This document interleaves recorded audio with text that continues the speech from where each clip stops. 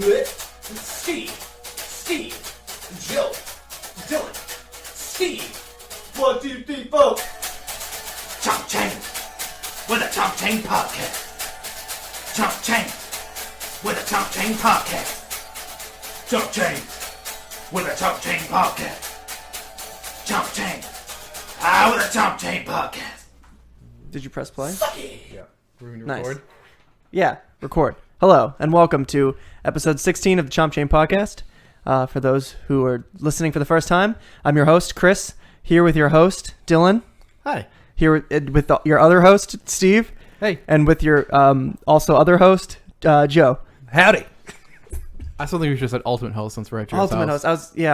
Well, He is he's hosting this. Yes. you know, I got hosting us. I got thrown for a loop because I was saying to Joe, I was going to say Joe first. It's Joe, your host, Joe, but he was taking a sip of his coffee, so I couldn't. That's right. It's a coffee cast. Yeah. It's the coffee cast. I'm always drinking coffee. Dylan. Yeah, cheers. I usually don't drink coffee past like noon. Yeah, it's sometimes a bad idea. I don't know what you fellers who are trying to get up early tomorrow are It doing. doesn't but- really, I don't know. The caffeine is kind of useless. It doesn't really do much for me Same. unless it's early in the morning. I feel like when I drink it in the afternoon or late at night, I don't feel the effect of it No, at all. caffeine doesn't do anything for me no matter when I drink it. Well, it definitely helps me It in just the makes me morning. pee. My blood does- is synthetic, so it's not really affected by caffeine. It doesn't help you in the morning, Steve? No, it doesn't do any. Caffeine doesn't do anything for me no matter how much I drink of it. Huh. The only reason I drink Red Bull, I think, is like the B whatever that's in it. I think that's what like pumps me up a little bit. And because it tastes delicious. It does. I I love like Red the Bull. cranberry one. I've only had the regular kind because Oh. I can't venture out of my comfort The zone. cranberry one and the blueberry one just taste like fuzzy juice. Highly recommend. All right, I'll So try for it. those who don't know, this is a podcast about caffeine. Yep, it's a caffeine cast. All right, guys. So Two Video Beatles games. mugs in here, by the way. Yeah. And it's arguably two of their best albums, Rubber Soul and Revolver. 1965 was a great year into 1966. That's when they all started doing drugs. And their music got so much better. go. That's You're going to working. happen to us, definitely. You know, Our podcast it's is like going to get really trippy. Two things We're all gonna Dylan start doing drugs. knows most about is Elder Scrolls and the Beatles. Truth. That's true. You're true. That's true. I'm a proper So this gentleman. episode is going to release the day before Fallout 4 comes out. So this is your last, probably pretty much like pure cast Yeah. for a while. It will be okay. I got some stuff planned for you guys in the coming weeks to try and spice it Got up a little some bit. things up your sleeve. Yeah. Don't Thank get that goodness exciting. for It's you, just- Chris. It's just talking. I know, talking. yeah. I know. Seriously. Seriously. Okay. Hold on, real quick. Is Mhm. it going to be crazy for me? Chris already knows what I'm about to say. All right, so I'm ordering Fallout 4 Pip-Boy Edition. It's supposed. You ordered it twice. Actually. Yes, I'm probably gonna cast my arms on one once the Best Buy one ships, or once one of them ships, I'll clean until the other one. Now all right. Here's a question for Joe and Dylan. If say it decides not gonna come until Wednesday, is it absurd for me to buy it on PS4 on Tuesday so I can play it Tuesday? Well, I mean, I got to ask a few questions. Yeah, go for it. Do you have work that day? I don't know. I'm not sure. TBD. What do you think? I don't think. I feel like you don't do. usually work Tuesday. No, I don't usually. Because every time we've recorded Tuesday, you've been fine. Yeah. So like, are you saying that like I'm saying if you I have should buy it on PS4? yeah, I mean, like if I work Monday night? can you Buy return? it? Can you return your pre-order? No, but I think you should know by probably Sunday if your order is going to ship out Yeah. from Amazon. So Yeah. it's gonna cost you $60 to play it a day earlier than you normally would. for on a different console. I mean, I personally wouldn't do it, Wait, it's an easy platinum too, though, so that's the thing. but if you don't have work that day Yeah, I'm pretty sure it is. and you get some extra money, Thinking about it. just be like, just this way you got to convince yourself that it's okay, right? You just gonna It's not a problem. Just- I pre-ordered the collector's edition of Tomb Raider. I don't have an Xbox One. How much was the collector's edition? $150. for Fallout? No, that was Tomb for Raider? Tomb Raider. That's $120. What for comes Fallout. with it? Because that's how much A the statue Witcher of her. one was. A copy of her, like a replica of her journal, her necklace, and some other stuff. I So don't Dylan, remember. Joe, you guys I know maybe not so much into this stuff, the collector's junk.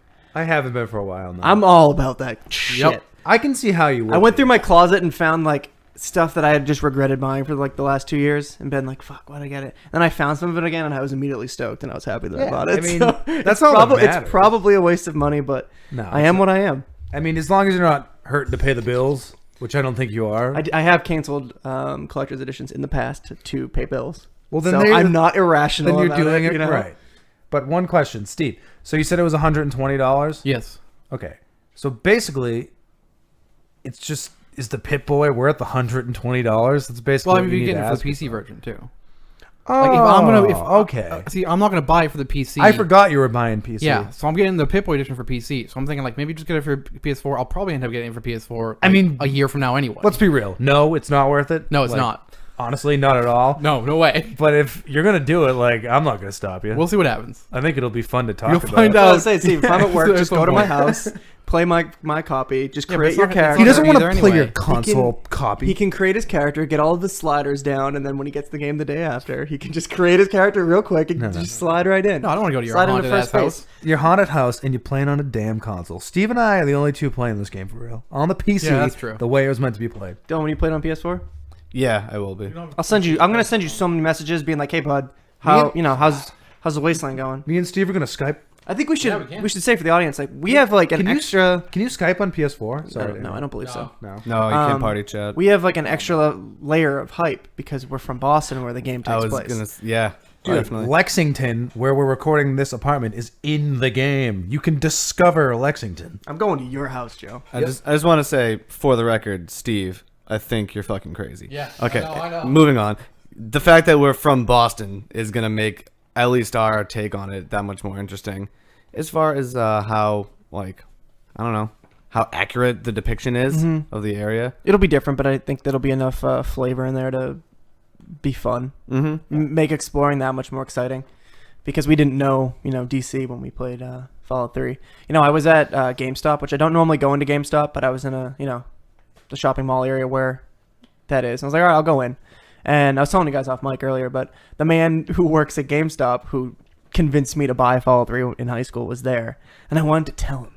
I went there after school one day. You ruined my life. I didn't know like anything about Fallout 3 really, except somebody at school had been like, "You like Oblivion, you're gonna like Fallout 3," and I was like, "Okay." I heard enough about it, saw some screenshots online, and then decided, okay, I'll go check out this Fallout 3. I don't have a lot of money because I'm in high school, but I get there and they only had the collector's edition, which was like a lunchbox, an art book, a DVD, and a bobblehead.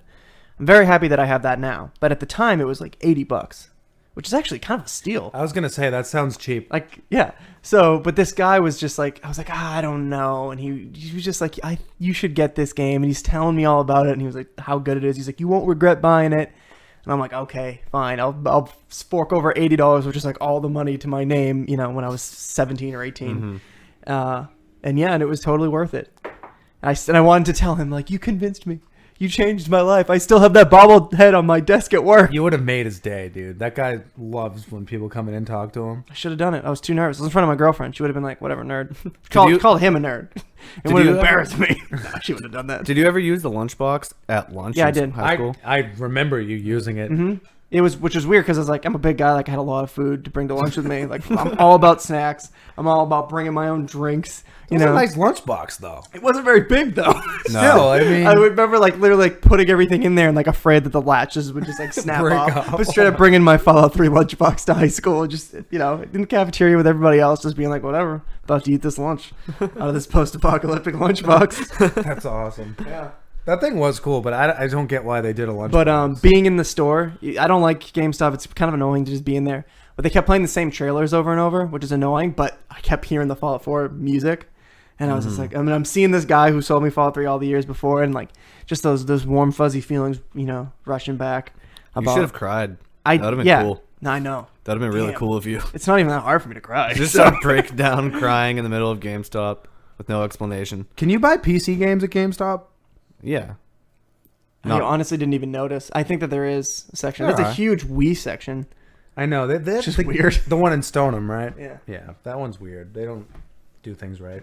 Most GameStops don't do things right, but that's beside the point. I went to one in Rhode Island that had like the coolest shit. They were selling like T-shirts for like every video game. They were just selling the Witcher 3 statues like that's separately cool. from the collector's edition. Like they were just all about like selling merch, which is what honestly like that's what I would rather buy from a place like that.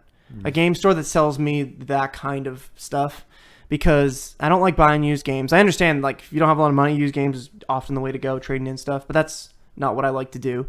So yeah, I don't have a lot of reason to go into GameStop. But if they sold more stuff like that, more merchandise, so I don't have to go online and go to these, go to conventions, you find things at ridiculous prices. If you can just find like, cool little like Link figure, which they actually have Link figures there, then, That's cool. That's cool shit. becoming way more popular. They're probably so- gonna have to too start. Yeah, I was gonna say. Yeah, I like wouldn't, there was a Skyward Sword Link statue, and it was sick. And next to it, there was a Play Arts Kai Joker figure. And Play Arts Kai, they make like high-end Final Fantasy and Metal Gear figures. Some of the ones I have. Because like no one, I mean, digital's the way to go.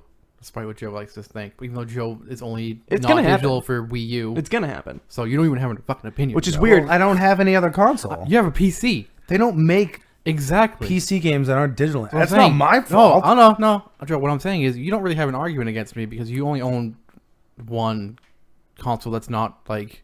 Right. Like but I can see if Chris was arguing for physical versus digital. He has a PS4. Same with Dylan. But you, I mean, you have a Wii U I understand that. and a But PC, which you mostly use. I do. Well, no, that's Well, not true at all. Actually, I split them up You pretty. use evenly. your real games on. You play your real. I wouldn't games call on. them real games. Joe, Hot take. What do you mean by real games? like Fallout 4 and That's just any a of the game. big ones. And Yeah, Dark but Souls. I'm talking about like big games, like Undertale. I mean, not that like Mario, whatever, isn't big, but those are always seem to me as like games you play for a little bit and then you go away and then you come back and play a little bit. You know, you're not gonna sit down and play fucking 8 hours of Mario Kart. Unless you're You well, wanna make a bet? at first you are, but you know what I'm saying. You're not gonna keep doing that every know, day for a month. I know what you mean. It just But I bet you're gonna fucking When play people say 8 hours shit- of Fallout 4 for a long when time. people say shit like that, it bothers me because those It's more, games I more meant like big games. you don't consider Zelda a big game. I mean, they're not. I mean, they're not that big, really. What do you mean they're not that big? Well, They're- I guess Clarify I if should anybody say. listening, Steve, you're a big Zelda fan. Oh, I love Zelda. oh no, I know that you're. I just think that they. I know that you're yeah. not saying that they're bad games. I No. just think the word "big" isn't right either. I don't know how. I don't know how to say But it. listen, I know what you're saying, but because I have a PC doesn't mean that I'm all for the digital age. I know what I'm saying. You should be because that's pretty much Well, all you can get. I'll be honest with you. Since what was that, episode 1 that we had that I think argument, so, yeah. that hot take? Okay, so now we're on 16. At least 15 weeks have passed. Mm-hmm. I am coming around a little more to the digital age only because of what you just said. Because I do game on the PC pretty Yeah, often. and it's like impossible to get exactly. If I could get Fallout 4 physical for the PC, you bet your ass I Can would. I just say something real quick? Go ahead. I got the Fallout Anthology, right? Okay. It came with all of the discs. Right. It also came with a Steam code Okay. to activate the games.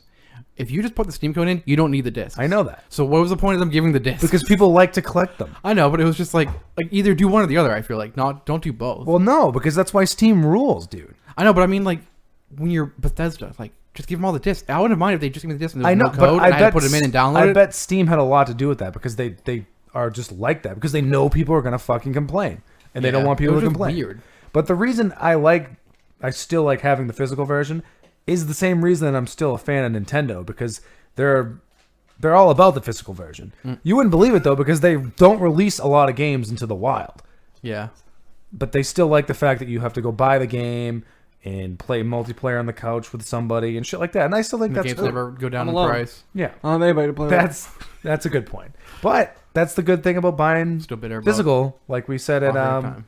Sudden Impact during the Yeah. interview. I found Animal Crossing New Leaf for like $19.99. When you buy it on the eShop, it's still what, a $35 I game? think it's 30, all right? It's At 30. least, yeah. All right. They- I just bought it. I just Yeah, we- $30. and we were there, and I was like, "Hey, Chris, how much did you pay?" We for were there Animal like 3 days later, and I was like, man, I could have gotten it cheaper. Could have gotten it physical. Could have Yep. taken a picture of it and put it on my Instagram like I do with all my other video games. Yeah. Nintendo doesn't. They again, like I said last episode, 1 foot in, 1 foot out. They don't know what the fuck they're doing. It's very obvious. I'm kind of in between you guys as far as like the digital physical argument goes because I remember playing WoW and the massive pain in the ass of God. locating those discs whenever I would get like a new rig and having Yeah. to install. I think now you could probably get like a client and I believe that Wrath of the Lich King came with Yeah. 27 discs. Yeah, it was about 27. Plus, you would use all the other ones. You to have do to it at use- once. Honestly, it wasn't You have far to- off. no. It was like it's- 4, I think. Yeah, no, you can just It was way too download. many. Up until WoW recently, from the I website. had all of my World of Come on, Warcraft talk over me, Chris. boxes. I'm sorry, Steve. I was so busy hearing my own voice that I couldn't hear your voice. I had a punch the mic in the process because I'm on a fucking rampage. I had all the World of Warcraft boxes on my bookshelf for the longest time, Yep. and finally moved those, and it was very heavy because there's like fucking There's a 40 lot. discs. Yeah. It's so much. I mean, those boxes are cool. 'Cause, like they're They're 3D. Yeah, they open up. Some of them had like Velcro and shit. They were cool to have, but they were just like a cumbersome pain in the butt whenever you want. Yeah, I mean, If you're like me and you lose everything. if there's a game with a million discs, I guess the whole collecting thing gets knocked off a little bit because it's kind of a pain in the ass. But when there's a game that you really like and it's just a one disc thing and it has cool box art, then I'm all about it. But with Warcraft, I couldn't care less what those fucking discs are. If I ever played that game again, which I'm not going to, I wouldn't want a physical copy of it because it's just too much. Well, you wouldn't. They that's don't the even thing. they don't even make it anymore. I don't Right. think. So like, in as far as that goes, the digital age is upon us. Right. So I'm not denying that. That's very obvious. I for really- one, am just not that. I think excited about I'm pretty much 50-50 on my Yeah, purchases. Some me I too. buy physical, some I it. buy Yeah, digital. It really is just. I'm it is what it is. 75-25, honestly. But it's the digital age is definitely growing. That's how I am on too, me. but the other way around. Yeah, I figured. I would have gotten Fallout 4 digitally, but I know it's such a huge install. You could have Yeah, your installed hard it drive already. would've been out. Hmm?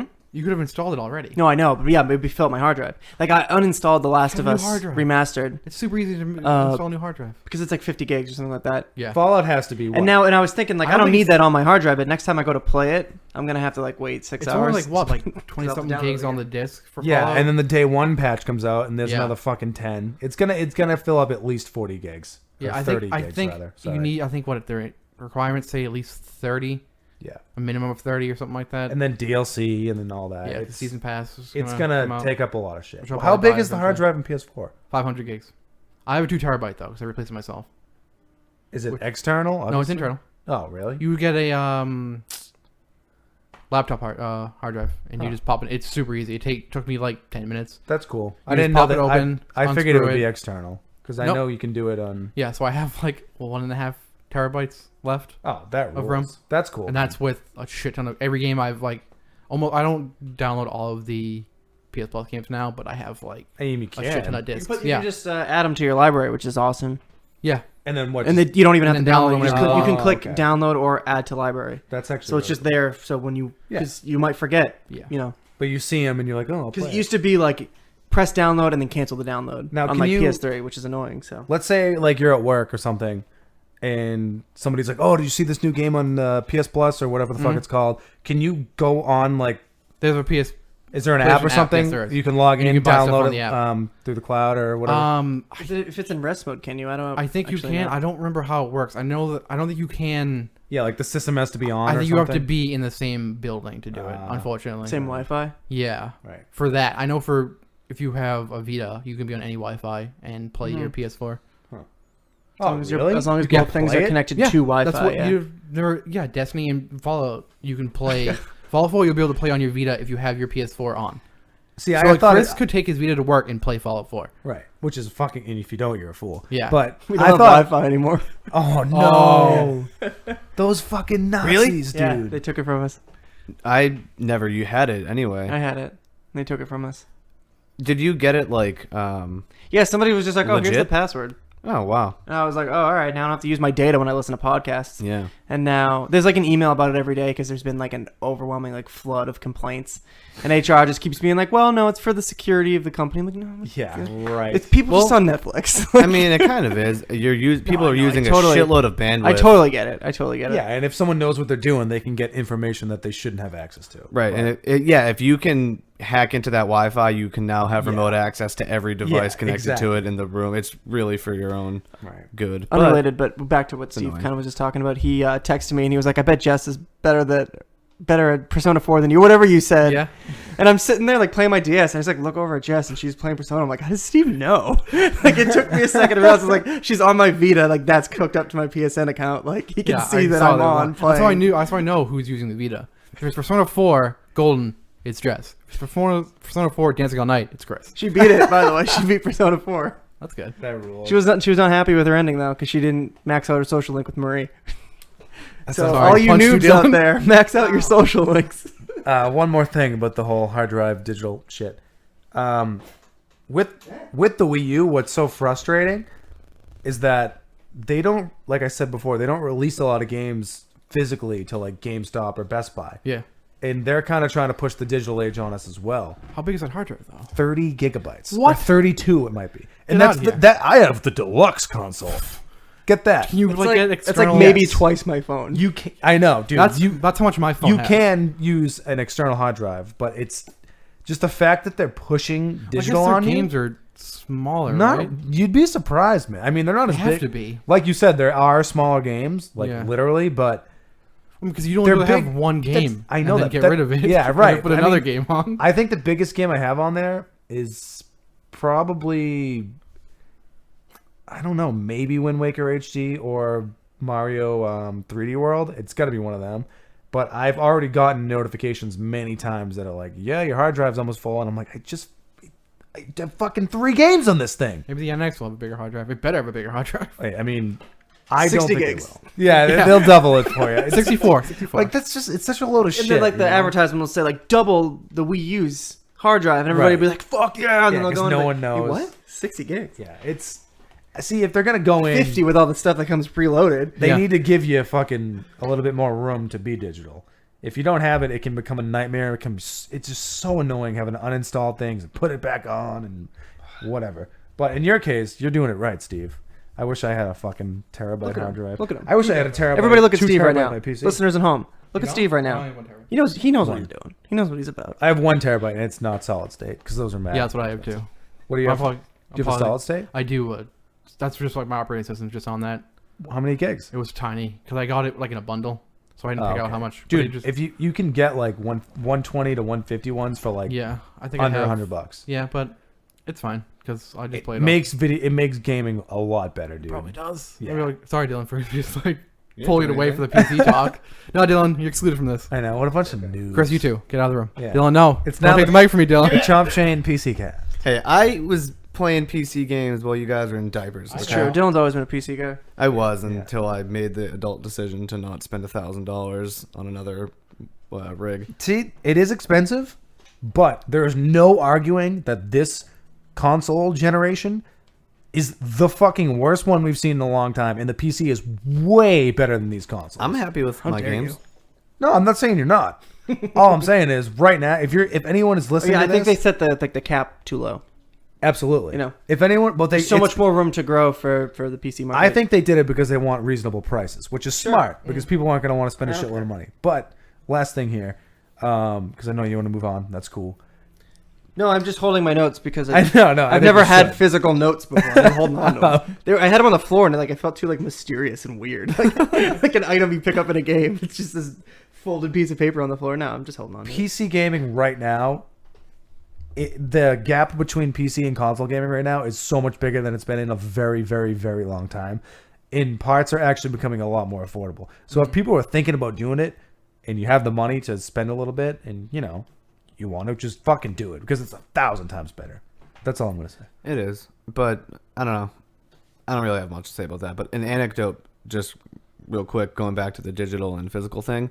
I was sitting and playing PS4 the other day, playing The Witcher 3, and I did a long quest, and I was kind of by the end of it really tired of playing The Witcher 3. So I was like, all right, I'm gonna play GTA just to blow off some steam.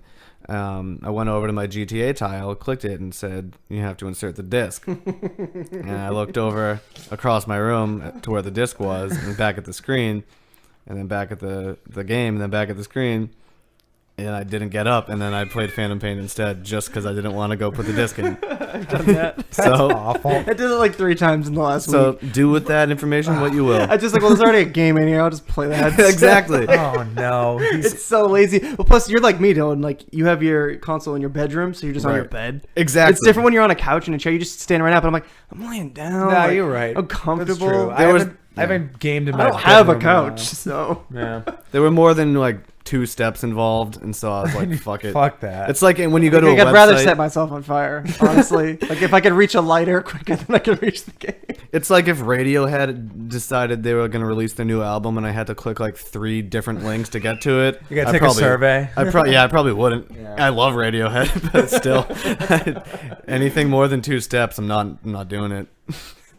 They're Fuck asking you. you to be in the band, and you're like, well, hold on. Hold on. Wait, I have to. Do I have to there's put my a- shoes on here? Wait, there's a layover on the flight. See, what Fuck I'll do that. is I'll just like wait till I'm like, well, I'm gonna get up to go to the bathroom. So Right. this is when I'm like, have set down to play video games. It's different when I'm like in between stuff, like whatever. Oh yeah, I'll throw this on for a few minutes. Then my laziness isn't as extreme. But it's when I'm like, I am now. This is nothing else. I got everything else is out of the way. I'm now sitting down to play video games. And once I'm like in my like, I'm a fucking lazy old man. It is what it is. But when I'm like in that zone, I'm like, I'm playing video games. And then like half an hour later, when I die in The Witcher and the last autosave was 240 hours ago. That game just fucking sucks at autosaving. That's what- you good can thing- change the how often it autosaves though. You can also save when you're not in combat. Yeah, but what am I, a nerd? I do that all the time because I don't No, want I to. know. Do it with Bethesda games.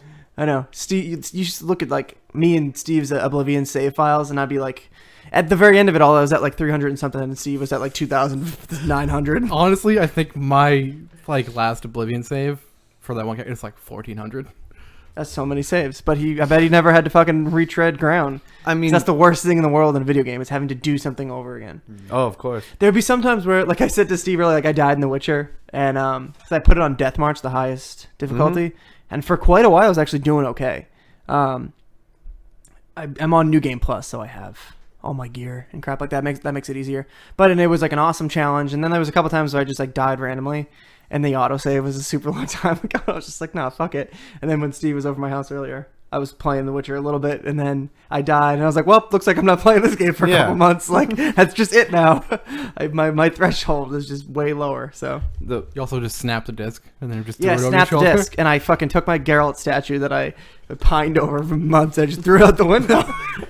The one logistical reason to save often in Bethesda games, or at least have new saves, is because those saves corrupt Yeah, pretty for sure. often. You should just, like, But you now also- will cycle through, like, 4 save Yeah, slots. you should do it with Bethesda games because I'm pretty sure the reason why it was having so much problem on PS3 was, or because Firmware was garbage. no, like the saves like would fuck everything over because it got so big that like if you had like 1,000 saves, like you just couldn't play the game anymore. So you had to like make a new save and delete that one to do it. I really hope that they give you the ability to name saves in Fallout 4. Yeah, I don't or like the when it's next. just, like, your location and... Well, Fallout 3 had your character name. That's what I went by. Whoever your character was, you saved it, said it would be like boom, and then it would be then made a new character. It was that character name. Roland. That's what I name everybody in video games, based off of Roland from the Dark Tower by Stephen King. Just a fun fact about me. How many pages is that book by any chance? we get more information? It's a 7-book series. First, the series is called The Gunslinger. No, no, that is true. That's true. yeah, I didn't mean that's to accurate. step on my own toes there. What do you guys normally name your characters in video games? Do you have a go-to name? Yeah. Would you like to like switch it up? My fantasy one, which I've talked about before, is Ralu. Oh yeah, That's my Elder Scrolls one, I should say. of course. And then I just come up with something random for every game. Something that fits the mood. I've had a lot of weird names. Like my Dark Souls guy, his name was Al Saint Nowhere. Nice. Don't know why, but that's what his name was. Yeah. A.L. Saint Nowhere. And he was black. And he was cool looking. Nice. Yeah, obviously I mixed it up, but Roland really is my go-to since like 7th grade when I read The Dark Tower. I use Cody's a lot if I'm playing like a knight. Did you come up with that game, or was that a randomly generated It's like one? some like weird random female god name, goddess name. Joe, do you Spell have it. Kotys. Okay. Well, I knew what it was. I just wanted. You had Psytalk, Joe. I did have You were Psytalk. definitely not? Yeah, you're right. It was like, that was the one? worst. Is it just your name character. backwards? Is that what that is? Yeah. Yeah. I'm not He spelling it made out he in my made head. a Death Knight like way later, and he was like, "What should I name it?" I think I was like Psytalk. He's like, "Awesome, doing it." That's actually Joe, a do you pretty have a cool go-to name? I don't know. I Is it usually Mario? no. That's Joe. I mean, I do Joe Dave Tendo? sometimes. It's because- Joe with a zero. Yeah, Yeah. your Animal Crossing is Dave. Yeah, because that's like an inside joke between Dylan and I. I mean, I guess everyone. 'cause- And like everyone has a Dave joke. yeah, exactly. Dave's Tweet us your Dave jokes. Dave is a everybody. fucking funny name, and It everyone is. knows it. Dave. So I'd say more often than not I go Dave, but if it's a serious game like in Fallout, I'm not naming him Solid Dave. Snake's name is Dave. No way. David, yeah. It it's is, yeah. David. Oh, that's great. That's the voice actor's name too. But yeah, I Probably don't why know. they share that name. Yeah.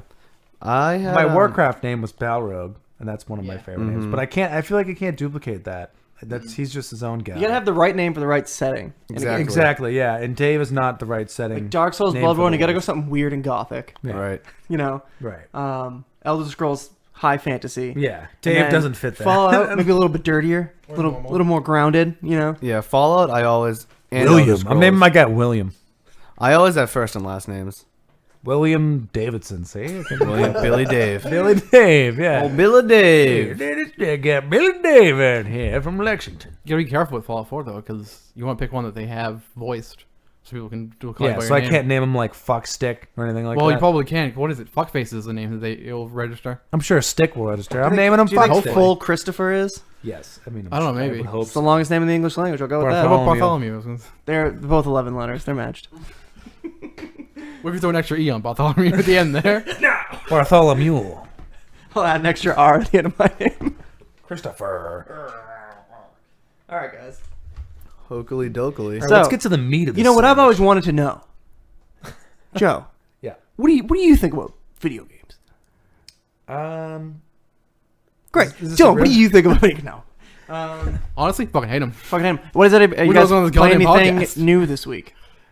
Because that was my thing. I wanted No. to try a couple different things, since it's always The Witcher or Metal Gear. The same old song with me. Honestly, no, I haven't. I've been playing Spelunky still because I mean, what is it? A week from today that Fallout's Yeah. coming out. I can't dive into something. No, that's what My brother's been playing Dark Souls a lot, and he's been Yeah, I saw talking that. Talk to him about that on Halloween. and it's been making me want to play it. But I'm like, I can't because I'll play it, probably get into it, and then just And then be like, fucking oh, Fallout's throw it out. away. Yeah. So I'm just spelunking right now. The conversation I had with your brother on Halloween, having a couple beers, just shooting the shit about The Witcher and Dark Souls and stuff. That was like the catalyst for why we started this podcast in the first place, because those were the only times that we ever talked about games. And I was thinking about it, like I bring up the same stuff all the time from the past, Final Fantasy VIII, for example. You And said you were going to mention it earlier, and you did. Well, this you is- liar. I'm not talking about the game. Talking about I'm talking about how I bring it up all the time, and it's because it's like 20 years of like pent up shit that like You haven't played Final Fantasy for 20 years. no, like of all the games that we've played, like I've never had a chance to really like talk about a lot of Pent them. You know? up shit. Pent up shit. You know, it's like how long can one man be constipated for before he Apparently goes 20 years. before he goes mad? Anyway, Yeah, I downloaded Wildstar, that MMO, because it was free to play now. Got to the character like creation screen. I was like, I don't want to play this game, so I uninstalled it.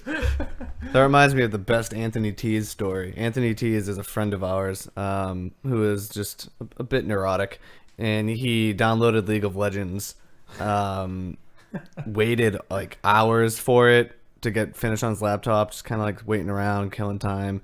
Finally downloads, installs, and then he gets to the screen where he has to make a name. Couldn't think of a name and deleted it.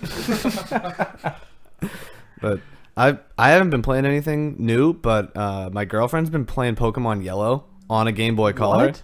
Yeah, she just like found her Game Boy Color. Is it in the yellow storage. one? It's the yellow and the Game Boy. yeah. No, it's Oh. like a Oh, fucking end this story. No, when I got Pokemon Yellow, I got it with the yellow Game Boy Color. That was my introduction, Right. so they matched. And then I gave it away to my little cousin. And I'm like, he doesn't fucking care. He was too cool for it at the time. DS was probably already out. What was I thinking?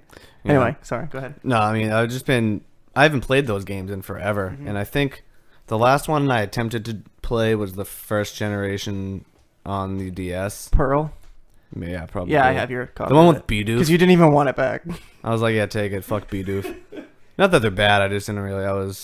My time had passed. Apparently, the new ones X and Y are like really. Oh, of fucking course. good. I think they've all been good. I just kind of fell out of grace with them. But it's been cool watching her go through Yellow, and she never beat it ever. She has like the same save from however long ago, and she's just been playing that. And it's surprising me how much random little shit I still know. When she's just like, why can't I use my whatever the health thing is on this Pokemon? And I'm like, oh. Well, it's because it's dead. You can't use it on dead one. You have to use a revive on a dead one. I'm like, how do I know that? Like I had, like all these little weird things. You guys excited for Yokai Watch? What in the goddamn is that? What is that?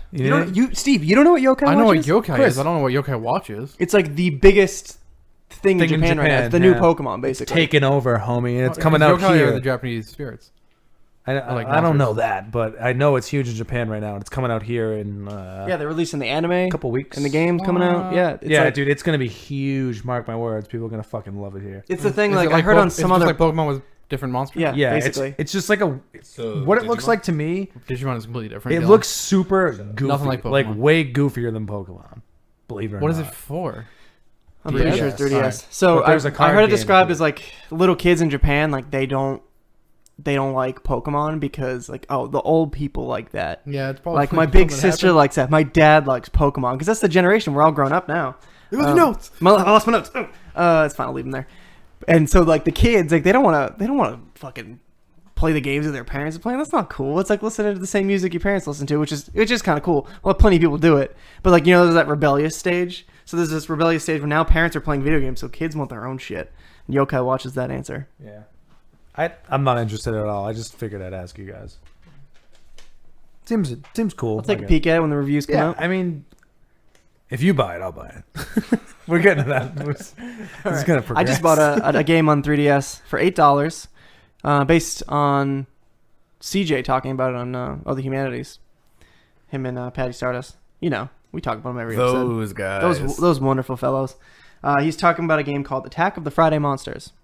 It's made by Level 5, who made plenty of games, but Ni no Kuni was the one that I played most recently. And yeah, the game, it's like you're playing as a little boy who just moved to a small town. I think it's like 1970s Japan. I'm not totally sure. But this is a really small town that has a TV station.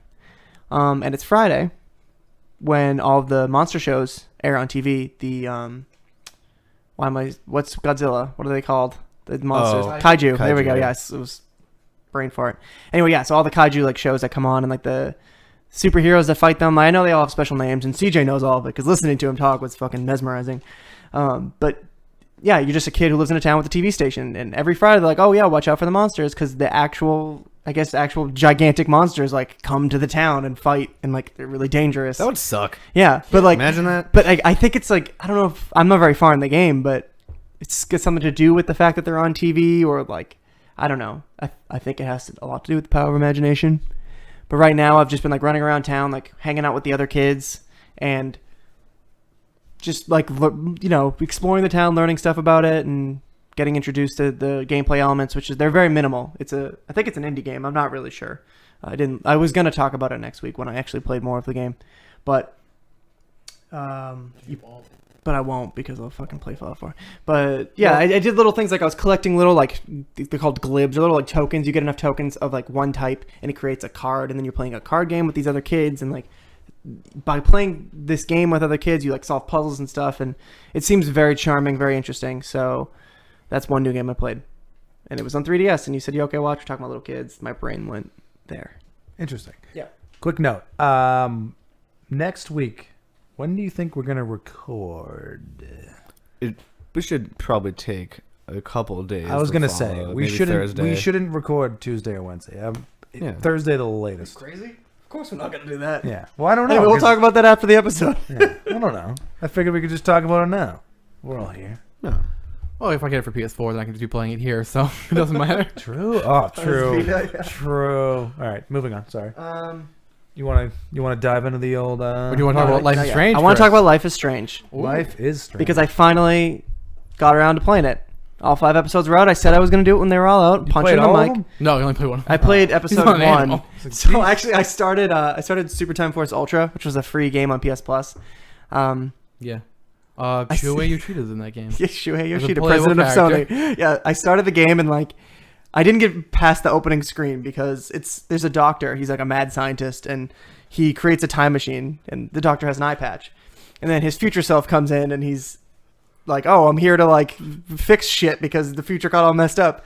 But in future him just has 2 eye patches because he's lost both of his eyes apparently. And I got that far, and then it was like, "Life is Strange" just finished downloading, so I was like, "Oh, all right." Yeah, started Life is Strange, and the biggest criticism that everybody always says is the dialogue. It's very weird, stilted. It's like, we're cool teens, right? Like, we get the lingo, and it's very awkward. But as I was saying on Twitter, there's this weird element to it that I actually thought they were all in college. They're not. It looks like they're out of college. It looks like my college campus, weirdly enough. But I guess it's a high school, so it's like, Yeah, that's just one of the most confusing parts about so that it's game. senior year of high school or something. Yeah, it still makes no sense because Chloe used to go, but you start the game off in October, so you'd have to have gone for like a month. I still don't understand what the fuck Beacon is. Not Beacon, that's Ruby. Blackwell, excuse me. It's a very confusing school setup, but that's not important. So Yeah, the characters talk really weird. I said that I actually kind of liked it because it reminded me of all of the people that I met when I lived at school my freshman year of college, which is basically the same age range, so whatever. Everybody's like trying to be cool and like they want to be interesting, they want to like prove who they are or even like find themselves. It's all this very like high-minded teenage garbage because you're out on your own for the first time, and regardless of college or high school, these kids in Life is Strange are all living at their school. They're all, you know, away from maybe what they knew before, and a lot of them come off kind of awful, but when I was in college, I thought that everybody was fucking awful too. Like, everybody's like, hey man, yeah, Me too. I'm really into this thing, and like, I'm about that thing, and I talk like this, and I was just like, I fucking can't deal with this. Like, everybody's so awful. Oh, I know. But weirdly, playing this game made me like nostalgic for that time. Because everything you look back with fucking nostalgia lenses, and it was nice. Like, oh, I miss when I lived there, and the weather was so nice. Because I lived on a beautiful college campus, and this game, like in the college or the school in Life is Strange, looks just like that. But anyway, all that aside, the game has a really unique tone to it that not a lot of other games do, and I'm into it. I mean, it's clearly got its faults, and I think that I'm gonna be able to look past that because I already have. Apparently, episode 1 is the worst one. And I got through that. I enjoyed it quite a bit. Time travel stuff is very interesting. I like the way that you use it to solve puzzles. There's a lot more puzzle solving than I was expecting, and I was happy about it. So that was cool. I went to play episode 2 last night. I figured I'd do the first 2 for this episode, and realized that I hadn't downloaded the second episode, and my internet's so slow that by the time it finished, I was like, it's bedtime. I'm an old man. But Steve, you were right. Life is Strange rules. I think I'm gonna pick it up too. I don't know when. How much is it for all of them? 20. $20. How? Like a 13, maybe more hour game. I was just gonna say all together. Yeah. Yeah. I think if you like, it probably took me longer than that. I cannot find my playtime no matter how much I look around for it. Unfortunately. Yeah, you gotta set a timer next to you. Yeah, but You just gotta look at your probably watch. put more time into it because I spent a lot of time just like looking around, getting all the bonus pictures. I did plenty of that, yeah. So just like looking at everything because it's just like it's open world-ish. Yeah, you can And walk where you just, want. Like and stuff. it'll tell you what you're supposed to do, but you can take your time doing it. I It's took a not lot of time. Telltale Like the game. first area of the game when you walk out of the school and Yeah, you're like you're in like the yeah, courtyard. talk to every I single talked to person. every single person. I found all the photos my Yeah. first playthrough because I was just taking my time and like doing everything. Because if you fucking make a decision that you don't like, you can rewind, and that is somehow. It somehow fucks with you more. You know when you play a Telltale game and it's like this action will have consequences, and you're like, oh man, I wish I could go back. This game you can go back, and then you'll do the other side and you'll see the other side of it, and then you're gonna be like, fuck, which one do I pick? And that adds even more. You would think being able to go back and choose on the fly would make it Yeah. easier or like on you, but it makes feel it harder. worse, but it doesn't. Yeah. That and it doesn't. There's no timer either when you have to pick your No. dialogue options. So you can just sit there and be like, what do I say to this person? Yeah, and And then you it's- can fucking travel back in time and say something different, and then you'll know the consequences of both actions. And it's never like, oh, this one is good and that one turns out bad. It's just like, fuck, which one do I do? And that's cool because I have no idea. Like, I'm obviously not following any guide. I'm just blazing through, and we'll fucking find out what happens. Yeah, game's cool. I recommend it. Right on. That thing about rewinding time reminds me of something that the Fallout guy from the GameStop told me. God. He said that he was doing like just a good playthrough, and his first playthrough, and he got obviously approached to blow up Megaton like we all were, and I think most of us on our first time shot that guy in his stupid face. Yeah. Oh, you did the first time you blew it up? Steve's a sociopath. He doesn't feel for other human beings.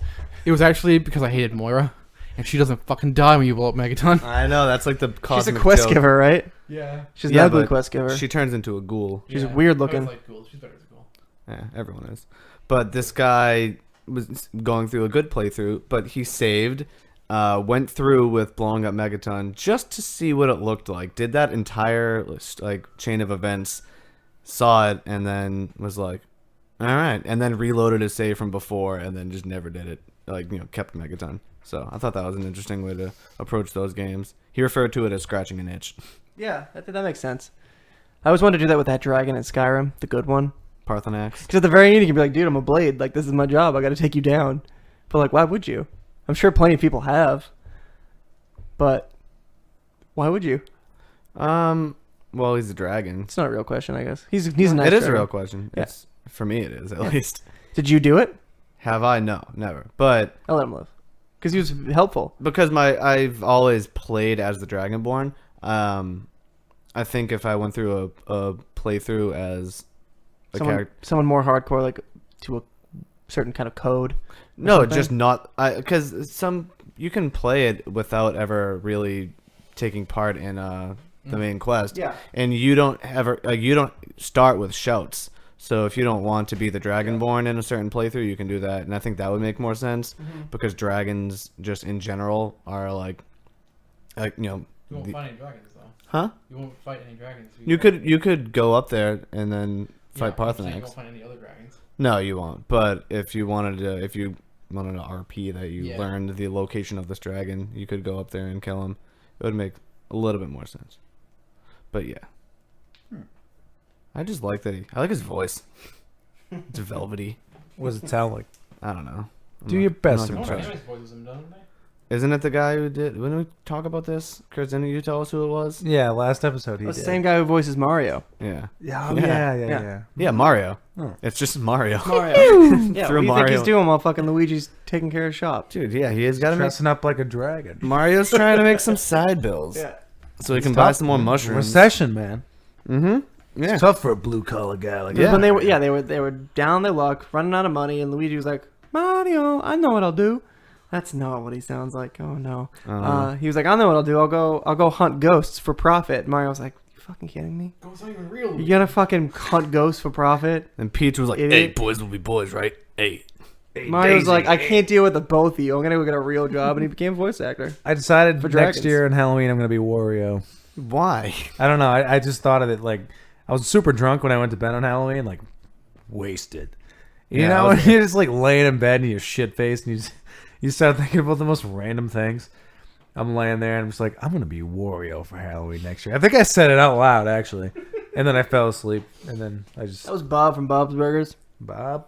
Yeah. The girl from was Linda I was a dinosaur. from Bob's Burgers. I was George. I was Michael Garen Bluth. from Your Dragon fiance Ball. was Master Roshi from Dragon Ball Z. Fucking amazing. and I was Garen, Yeah. the best character in the Dragon Ball universe. You haven't released the Dragon Ball Z podcast that we did, Joe. I know, but you guys told me not to put it on iTunes. God damn it! No, I just told you to edit it first. Oh. Because there's 27 minutes of silence at the end of it. That's the best part. You can use your imagination. Yeah, I'm gonna edit You it. can just pretend that you're talking to Honestly, us. Yeah. we'll do a double release next week. I'll put this one on there, and I'll put Dragon Ball. Shoot this one midweek. Surprise everybody. Yes. I mean, it'll be Everyone stop listening. It'll also be a surprise that already happened. I mean, we can put it. No, we should still do it on Monday. We'll edit this part out. No, we won't. Yeah, No, everyone what? stop listening. Fucking Private video. Chomp Train podcast talk right now. Okay? I talk about the release, and then no one will be listening right now. They took the headphones out. Yeah. They're gonna be nice and not listen to this. I meant to say at the beginning of the episode, at Podcast Chomp on Twitter, of course, chompchainpodcast.tumblr.com. Why are you saying this right now? I'm No just one's because listening. you know No what? one's listening to Because this. whenever You're just practicing for later. Steve, you're making this hard. Whenever I listen to a podcast, every once in a while, I'd be like, how do I like follow this person on the internet while I'm listening to it? Kaiser Soze. That's when I'm the most likely to go, like, follow somebody on Twitter is when I'm listening to their podcast. But if I have to get to the end and I'm like, what the fuck is this person's podcast name? Whatever. So yeah. When you're all burnt out, and you're like, man. Well, I'll just do it at the end now. It's ruined. It's spoiled. What do you guys want to talk about next? Nothing. Let's dive I'm into going home. Yeah, me too. Let's dive into the You're already tweets. home? Okay. What do we got on the Wait, Twitter we gotta do machine? the- Twitter machine. Boss thing or the tweet boss thing? I'm confused. Bosses. Talk about favorite, boss, least Boss? favorite, most memorable Apology? boss fights. This is just a motherfucking boss segment. Most memorable boss fights of all time, I guess. is of what all we're going for. time. Of the ones that we Ever. could think of. My favorite was when I punched Dylan in the face at that party. What is happening right now? That was lame. That was weak of you. I mean, it was my fault, but It was entirely your I fault. still have a chip in my tooth from that. No, did you really? Yeah. Wait, it doesn't grow back. It's, I forgot that you even had a chip in your tooth from it. That's yeah. Yeah, a little baby. interesting. It's on the inside, too. It doesn't hurt. It's cool. Interesting. Yeah. But yeah, not cool. So that was my favorite boss fight. Yeah. Steve? I don't know. I can't think of anything funny to say. Yeah. I've So never we been took in to a the real Twitter fight. machine today. No, let's be serious for a second, Steve. Seriously, dude. cut the shit, Steve. Joe, do you want to be a favor? Though? Stop trying to be funny. You've clearly knocked Dylan out. Can you knock me out for like a week? Yeah. Yeah.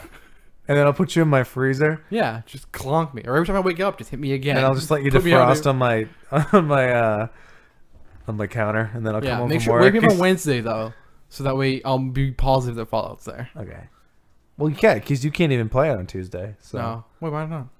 Oh, if it doesn't get there, I can't. Yeah.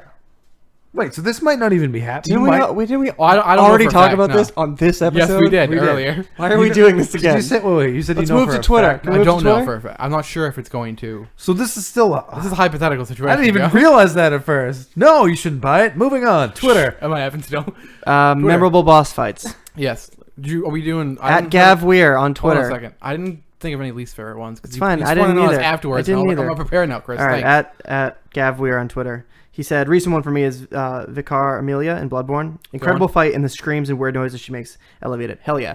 So that's when you go into the cathedral. And you walk- she's just praying first. she's just praying, right? Is she holding a... Oh, she's just praying. She No, has she's like just a. praying. She has something in her hand. It's like a chime or something. And she's just like a It's person. a dildo. Dylan just whispers. Right? in my I ear. can't remember exactly what she looked like. Dylan actually works at From Software, so I've never So, even seen her do. She turns into a giant dog monster. yeah. Yeah, because if you attack the hand that she's holding whatever that in it, I think it hurts her. Like it knocks her down faster. Mm-hmm. Yeah, so she was supposed to be like cradling tip. something. Yeah, she had like a Because they charm all... or something in her Spoilers hand. for Bloodborne, there's all like the dead babies. It's not a baby. But you know what I'm talking about with Bloodborne anyway? Like they're Yeah. trying to make these special babies. Yeah. I don't want to spoil But it too much. no, she's Make holding baby. like amulet or some kind of charm thing, and that's in her hand. Because if you hit that hand, it like Because knocks it looks her down so faster. like deceptively Yeah, no, she's peaceful. sitting there like Because that. you walk into this beautiful, huge cathedral, and she's just sitting there I think praying. it's the same cathedral where the other fight that I'm trying to talk about happens later on. We'll get to it. Yeah. Okay. Get to us later. Up next. Is that the one you had? That's all from. It's a good one Yeah. though. Yeah, Dylan that's a great one. Dylan doesn't know though. It's a very memorable boss. This one is from Death Note at Death Note on Twitter. Okay, let's actually. I'm gonna spell it out. I'm gonna spell it out. Ready, everybody? DE4TH_NOTE. All caps. All caps. He screams Death Note. it. It's really just the 4. The A is a 4, and there's an underscore in between. It's actually a lot simpler than we ever give him credit for. Sorry, sir. Anyway, Sir. he said, absolutely my favorite boss fight is Gwyn from Dark Souls. Just the feeling of a great man who has lost everything. The music portrays this so much. It isn't a big bombastic piece, but a beautiful, eerie piano piece. Amazing climax. Hell yeah. Gwyn, at the end, you expect... He's the final boss of the first Dark Souls. And you expect, knowing what everybody else you fucking fought in Dark Souls, something huge and grotesque. And he's just this dude. He does a fire sword though, doesn't he? He does have a fight, but it's just a sword that is on fire. It's Yeah. not like crazy looking. And you're walking around like the little bonfire in there, and it's just the music is kind of sad and like played off tempo almost, like it's a little bit too slow or something. And yeah, the fight is just a one-on-one sword fight with this like man who was the Lord of Light, Yes, a little like, like the most which is a bad thing in Dark Souls. right, by the but way. like one of the most powerful like people in existence, and he's just been diminished so much. And yeah, you just have this one-on-one sword fight with him. It's very It took me dramatic two and like tries to beat him. If I remember correctly, it took me 2 tries to beat him. I think. yeah, he's very easy, and I feel like that's kind of the It's point. like hard to get to him because you fight all those knights Mhm. on like that thin, like weird. Because his like, legacy, pathway. all the knights that protect him, his legacy is more powerful than he is now. You know, he's a shell of what he was. And yeah, Death Note says it well. Like he's just like broken man. You know. And there's nothing like an amazing climax. I just had to throw that. Okay, Joe. All right, buddy. Okay. You mean like cum, right? Right. Okay, just checking. Holy moly. Guacamole. Next. Dude, guacamole's so Yeah, good. guacamole. Have you ever played Guacamole? What? No, I have it for free though. Yeah, dude. Did you get it on the Humble Bundle? No, PS4. Oh. Anybody That here game fucking rules. beat Dishonored? Nope. No, but I played it. That's something I really I've want to played a go little back and bit. finish. Yeah, played it. they We just got released the remaster for PS4. What the fuck is that guy's name again? Oh god, I know what it is. No. It's gonna come to me. Look it up while I read this tweet. I don't even want to look it up because I'm gonna gonna remember say too. What guy are you talking about? it. The main character. The guy you play as in Dishonored. Garrett. Corvo. His name's Corvo, Corvo. yep. That game fucking rules. Where That's- there's that whole like weird like, is he that girl's father or Yeah, not? yeah. Throughout, like, yeah. through a little bit of it. I maybe really I've never enjoyed beaten that it, so game. maybe they say if he is or not. Yeah. But I don't know why I stopped playing that. I just put it on the back burner for something. I forget what it was. Same thing happened with me. That's a really, really Plus, good I realized game. that I fucked up and that I would And have there's a bad a ending. sequel in that coming game. out. Yeah, Yeah. he plays the girl. I don't I'm think we've done definitely gonna anything play that before. but talk over each other this episode. That's fine. It's a talk over each other episode. Yeah, whatever. Fuck them all. Fuck you all. Fuck me. What were you gonna say? Sorry. Come on, no, I wasn't gonna take it that far, Joe. At Clopsy on Twitter. Is this a new listener? I don't know. It's at least a new friend. KLOPZI. Whatever. Thank you for tweeting. He says favorite for boss was said Dishonored. Fit the tone of the game and didn't impose artificial constraints on my awesomeness. We none of us have beaten Dishonored, but it's always good. We're familiar with it. So I actually wrote down a thing about how Elder Scrolls and Fallout boss fights, quote unquote, but it's not really boss fights, are always kind of just Meh. like meh, Yeah. because the nature of that game is you doing whatever you want. So it's always like you just met up with like the Lord of Dreams or, you know, some crazy warlock who wants to, you know, turn into a dragon or something. And you have this like long quest chain that you've been doing to get to him, and you get to him and you're just in a cave and the dialogue window closes and now he's just like, what is it? This is fun. Now is the time for you to fall down and bleed to death. Whatever the hell they say in Oblivion. You know what I'm talking about? I do. This is the part where you fall down and bleed to death. Yeah.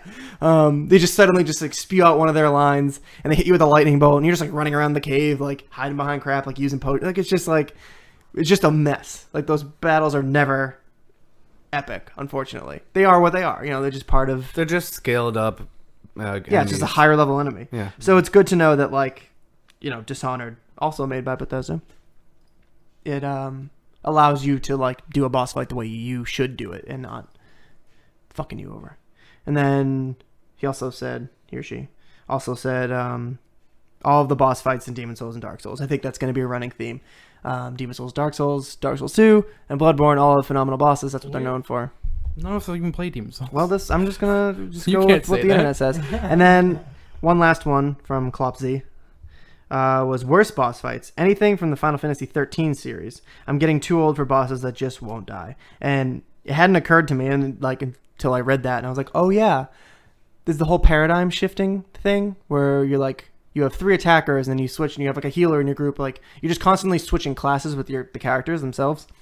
And with bosses, it's always like you have to break a certain thing and now they're vulnerable, but you can only hit them 3 times. In one of those turns, you might have to heal. So the bosses just fucking soaked up damage and would take like 45 minutes. And it's like, this is just like a mid-level boss. I don't need to do this. This isn't hard, but it's going to be fucking, 45 minutes of me switching classes and doing one attack and switching back. And they were way too long, unnecessarily long. So I feel you on that. Does anybody want to read another one of these? I'll keep going, I guess. Just do it. Just do it. More Dark Souls. Coffee Jesus, CJ, he says, best, Artorias and Dark Souls. Built up to be a legend and did not disappoint. For spectacle, Storm King and Demon Souls. Giant manta ray that fills the sky. You have to find a sword in the level to crack the very heavens to damage it. Epic. And then he sent us the context. And it does look pretty fucking awesome. Yeah, I saw that. Yeah, Artorias, he's the fucking Abyss Walker. Like, I feel like there's more lore about him in the first Dark Souls, at least, than anybody else. So when you finally get to see him, that's just in the DLC, right? Mm-hmm. Yeah, when you finally get to like have a one-on-one sword fight with this fucking dude who's been through the abyss, it's suitingly or fittingly epic. I just know suitingly, but I was like, I don't even know if that's a word. CJ described like what he imagined the boss fight to be like on one of the episodes of Twin Humanities, and it was really fucking awesome. So tweet him about it. Maybe he knows what episode it's in, because it was awesome. Are there any non-Dark Souls answers still on Yeah, Josh Crows. Yeah, he said, unsurprisingly, at Morbid Beard, said, best Psycho Mantis, hands down, completely blew my mind. From Metal Gear Solid, of course, one of the most famous boss fights of all time. I think we can all agree that it's pretty. Yeah. I mean, what can you even say about the Psycho Mantis fight? Nothing that hasn't been said. Like but that's... that like broke gaming. Like that's even before I knew what Metal Gear Solid was. Really, I knew about Psycho Mantis, and then going into it, playing Metal Gear Solid for the first time, already knowing what it was, it's still fucking freaky. You have to switch the controller, and it looks like it changes the channel on your TV, like all this crazy shit to fuck with you. It's like nothing comes close to that. And I think that what's so amazing about that boss fight is that it, from the start, if you don't know anything about it, it seems impossible. It seems truly impossible to beat this boss, and then the reward of actually figuring it out and being able to get it done makes it that much better and that much more memorable. I really liked the I can't remember the name for it, but the Psycho Mantis like boss in Metal Gear Solid 4. Screaming Mantis. Screaming Mantis, yes. And I love the Crying Wolf. I loved all the bosses in that game. I have some notes about them because it's just fuck, hell yeah. so good. I want to play that game again. Yeah, me too. Do you have notes about how's your spotter for Sniper Wolf? Oh, Or what? Crying Wolf? How's your spotter when you played it like that other time? Like I would tell you where she was Oh and yeah, you would shoot her? yeah. Josh Crow, Morbid Beard also said, "Worst martyr, Logarius, such a screaming ball bag of nipple jizz." I like it. I don't even know who that I don't is. either. but, That like, deserves a Google. yeah, Google it. It's gotta be something from like Dark Souls or something. Martyr Logarius. He also said, from a mediocre Souls yet game, enjoyable, I bet. the Leviathan in Dead Space 1. The sheer scale of that thing was amazing first time around. Yeah, I remember that. Dead Space does have some pretty cool like boss encounters. There's not very many. Not but really many because usually it's like, oh my god, the thing's terrifying. Oh, now it's gonna be a regular enemy. It's usually the end of the game. Martyr Logarius is from Bloodborne. Yeah, it's the king on the roof right top, I think. Right? It's this fellow. Let me see Yep. that. Let me see that pic. It's the dude on the roof you fight. Oh yeah. Okay. Hell yeah. He shoots like a flaming skulls at you, or Mhm. exploding Yeah. skulls. Fuck that shit. He wasn't that hard. Of course, Sorry. nothing's hard for you, Steve. Okay. Dylan, can you pull up the Facebook? Do you have that? Sure. Because I think we had some comments on there as well. We had a couple. We had one from that's cool, Steve. Just pull the mic away in the middle of a sentence. That's fine. I thought you were gonna stop talking and then you didn't. Yeah, we had a couple. Kyle, Gangly Bard. Check him out if you haven't already. Says red in Pokemon Gold/Silver. Yeah, at the end of those games, and you're like, "Oh, final boss! It's fucking you from the game previous." Like that's pretty cool. So great. And the Gold and Silver installments were my favorites. Definitely. Me too. I think that it took everything that was great about Yellow, Blue, and Red. It just added another 100 or 150 Pokemon. I think it was Something like 150. that. Yeah. That was, I mean, yeah, it was a time when we were still young enough. I was like, when those cards came out, because I guess I kind of still collected them. huge a little bit. deal, me yeah. too. I was like, oh hell yeah, Cyndaquil. Yeah. That's one of them, right? And I did love that you started off in Pallet Town and you went through the 8 towns and then you had 8 more. Yep. That you could go through. Brought you back to your roots. It was Yeah, and you know what the Good fuck? thing to do. The weird thing is, I think if that game, if Red and Blue came out today, I think Gold and Silver would have been DLC. I don't think there would be enough there for an entirely new Yeah, game. you're probably right. But I think there's something Same endearing with about fucking that. Yellow, you know, Right? Yeah, you can just get the DLC to have Pikachu follow you around. and like Yeah. 4 other minor changes. That. Although I definitely mean, would've but been I didn't actually care at the time because it was my first Game Boy Color game. Because I Mhm. just had Black and White Pokemon Red, which I had beat, and then I'm like, oh, this. I mean, I liked the anime as a kid. I didn't know it was an anime. I just thought it was a cartoon.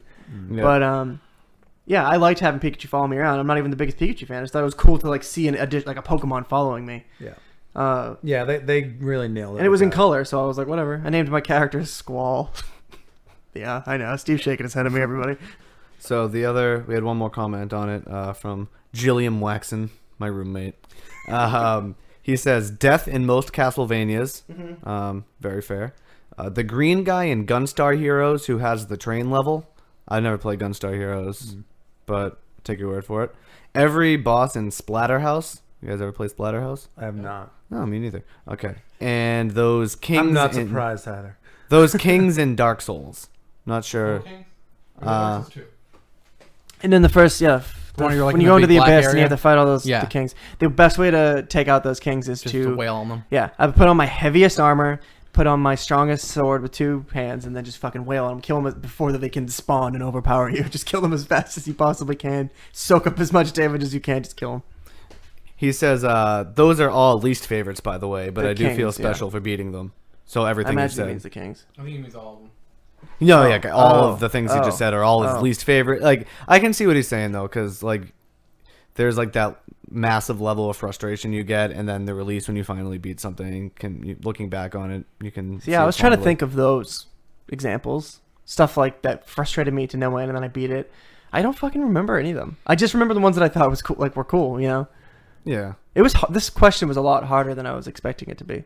I feel like I could keep like for myself, because I thought of all the same things, but the games I always go back to aren't necessarily the ones with the best boss fights. And my Right. answer for best boss fights has always been MGS3 hmm because I've always felt like every fucking battle. I mean, there's the guy with the bees. Steve, you were talking about him earlier. Like, He's just the most ridiculous. He just has bees. He's up there for most ridiculous Metal Gear character, and there are a lot of ridiculous characters in there. that's He shoots bees. the pain, correct? Yes. And he's just a guy who's just like clearly been stung by bees a lot and like shoots bees at you and like turns them into like machine guns and grenades that he throws it's at like, you. how does that work? You fight him in an underground cave. Setting is very cool. You have to keep it's diving cool. in the I mean, water it's to get away from the just like, bees. what the fuck? How And does that then work? there's They never explain it. It's never like, oh, it's like, no, he just shoots bees and he has bee guns. yeah, he's in the Cobra unit, the most like powerful like combat unit of all time. Duh, But 'cause like, he somehow can control bees. but it's fine. This guy just has bees, a fucking ton of bees. And then there's the Fear, who's the guy who can turn invisible. My first time fighting the Fear, he's like this spider-like guy. And he climbs up trees and stuff, and then turns invisible. And you have to like use your thermal vision to try and like find him up in the trees and stuff, which is hard because it's the middle of the day. It's not like it's nighttime. I remember the first time doing that, feeling like genuine anxiety running around trying to find him. Now I think I can beat that boss in like 30 seconds with the tranquilizer, and like so you get the extra camo and everything too. But yeah, so you got Pain, Fear, then who's next? Fury? Fury? No, I think the End is next. Yeah. The old sniper, one of the greatest boss battles of all Fury's time. what the second to last one. Dylan, did you have stuff you wanted to say about the End? I've talked about it ad nauseum, so.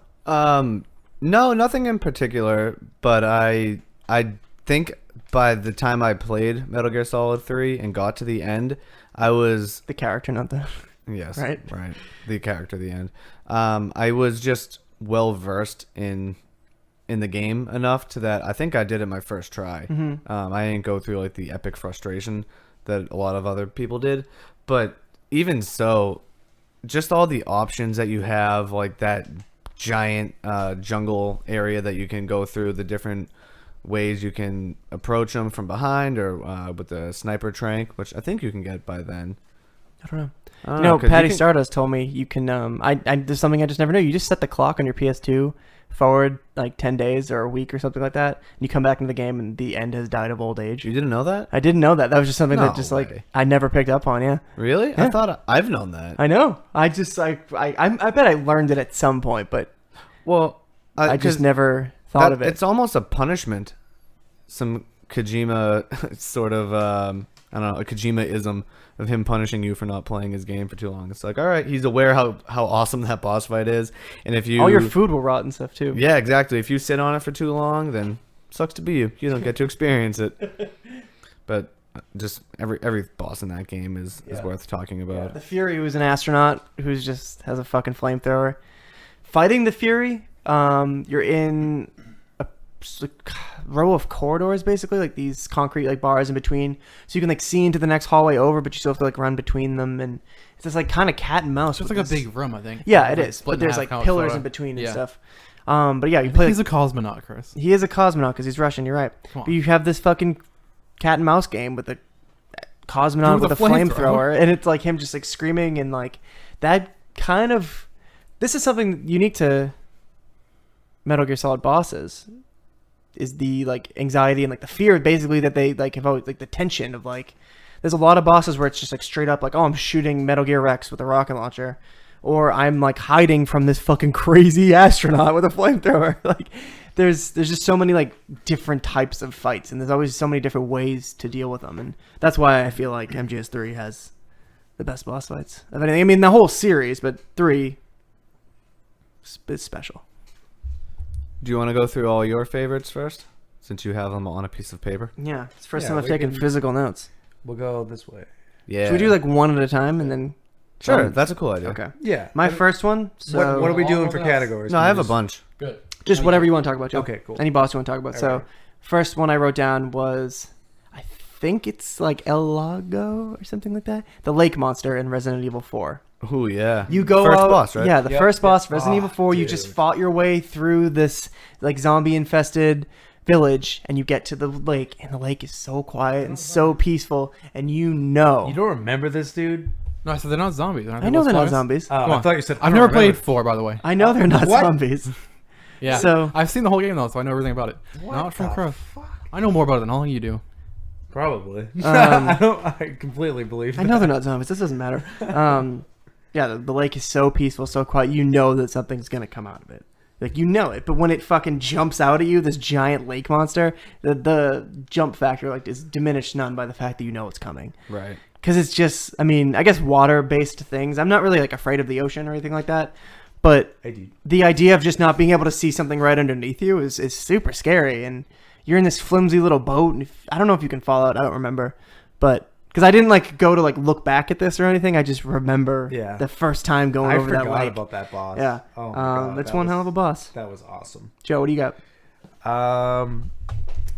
Recent boss from the game Undertale that I played about a month ago. None of you guys played that yet, right? No. The final boss for the playthrough that I did, because they can change depending on how you play the game, was fighting a guy named Asgore. Sounds like a silly name. Yeah, but he's a king. What? Say it again. He's the king of the underground. His name is Asgore. Oh, Asgore. Yeah. Ascore the first No, I thought I heard ass-core. And New type of porn. it just Asgore? Yeah. I don't think that's new. It's not. No, you're right. Sounds like a new type of music. Yeah. Yeah, I just really got into Ascore recently. I've been in Asgore for some time now. It's good stuff. But yeah, it was a good boss fight because it just kind of makes you feel like shit because you have the option of killing him or sparing him, but no, I don't want to spoil it too much because it's a pretty new game. You know that he's going to die either way. So you have to pick that if it's either you that's going to kill him or if it's more or less your worst enemy that's going to kill him. And just watching him say goodbye after you kill him is like it was just awful. And it made me feel like absolute shit. But it just, I don't know, it touched me in a good way at the same time because it just made me care for the game a whole lot and care for the character a whole lot. So yeah, that was a recent boss fight that I really enjoyed. Steve? All right. The first one that I like pretty much thought of. I mean, I thought of a bunch, but the one that really stuck out with me recently is Alakul in Destiny. So he is probably like a 15 to 20 foot tall alien with a two-handed axe that you fight in the dark, the complete dark. Like so pitch black. Pitch black. Like, well, I mean, there's one area in the ring, so you drop down to fight him. Yeah. And there's like one circle where there's a little bit of light, but he's just in the darkness, and you can't see him until you shoot him and hit him, because then he'll flash. Okay. So you're just fighting this giant dude with an axe, and you're just shooting him, and then after you do a certain amount of damage, he disappears.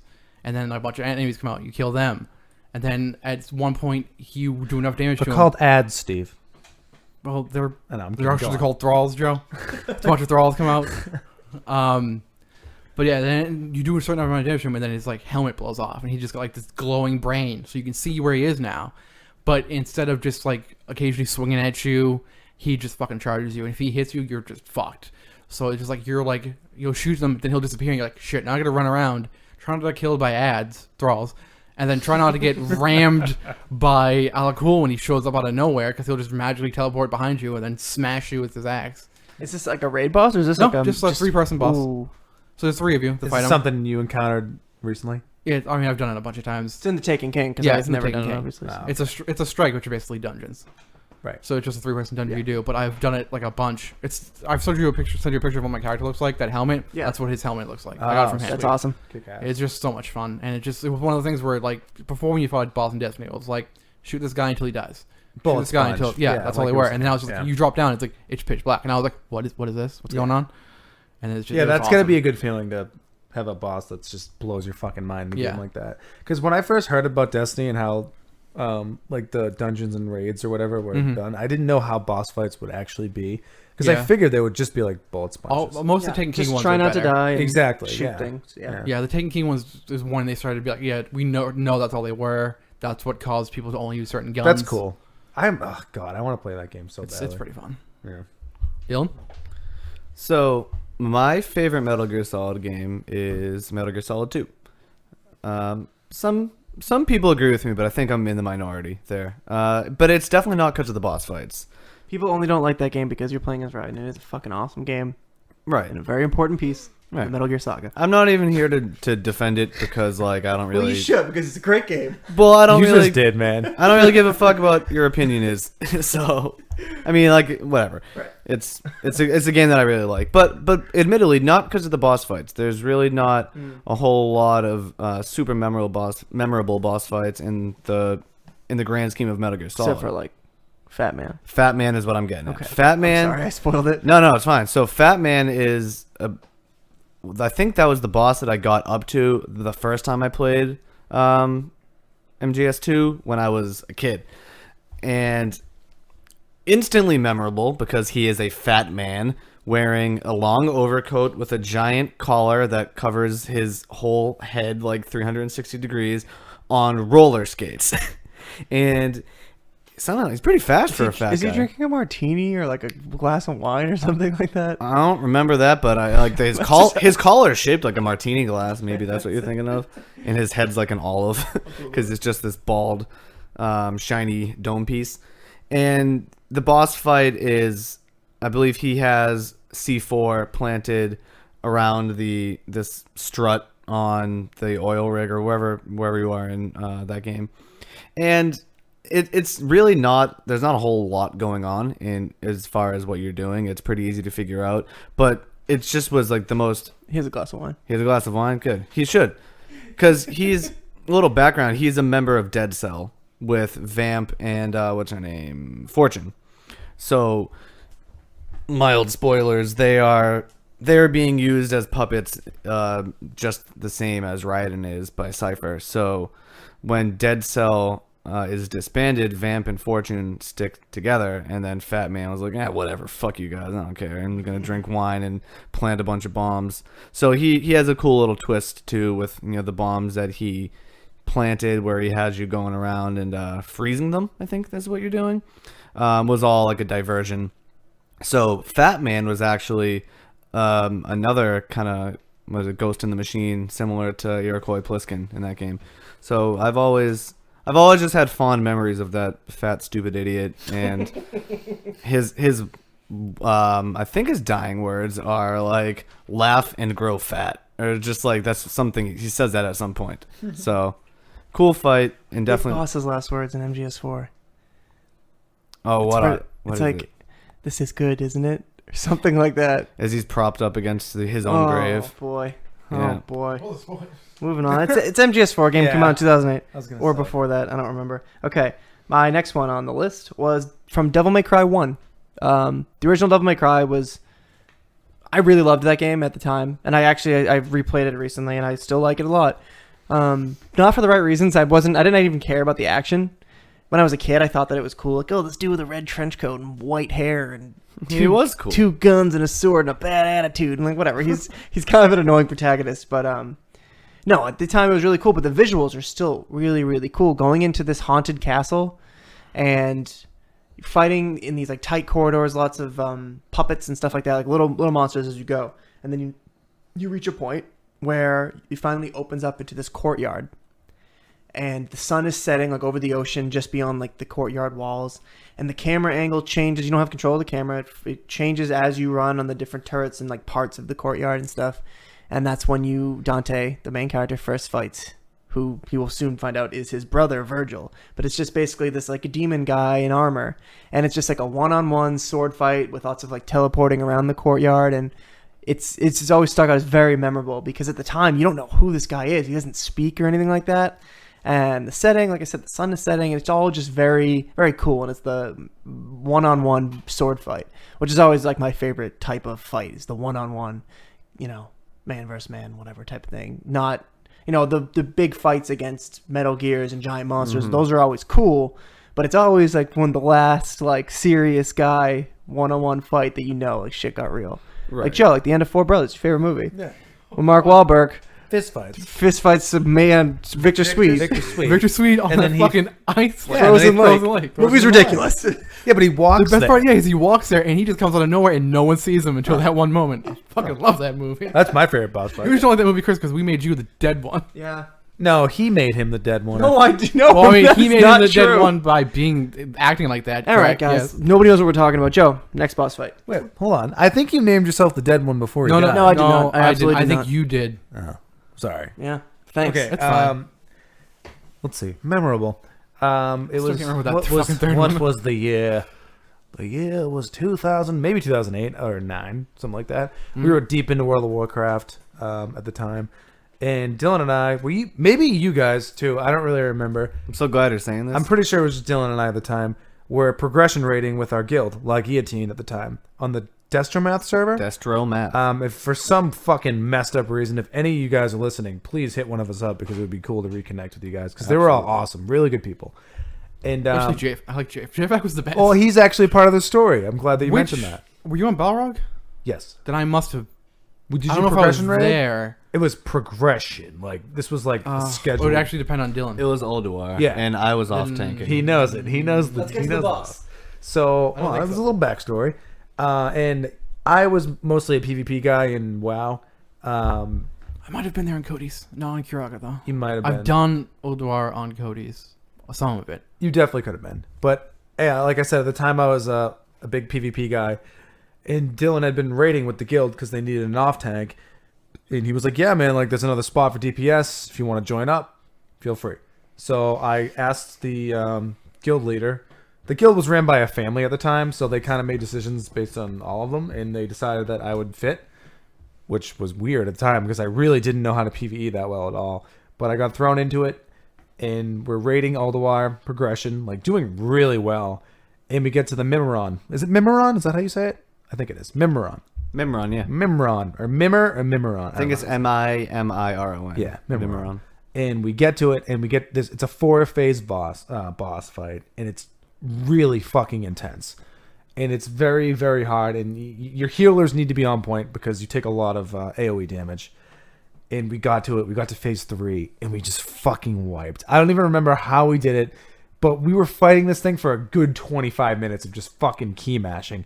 And I'm sitting at my computer, I'm like, God damn it, we fucking wiped. And guild leader called off the raid, and that was it. And then the next time we did it, we all got an event. I remember we were talking about it. We discussed what we did wrong the previous time. And I just knew, I was like, we're going to take this fucking thing down. I just had that feeling. And we get into the fight, and we just kicked this fucking thing's ass. We all celebrated after. It was phenomenal. That's beside the point. The point of this was that made it so memorable, not because it was progression rating. That was cool. But a fist weapon dropped. That's a rogue item. And there was 3 rogues at the time. And like I said, it was probably my first or second time progression rating.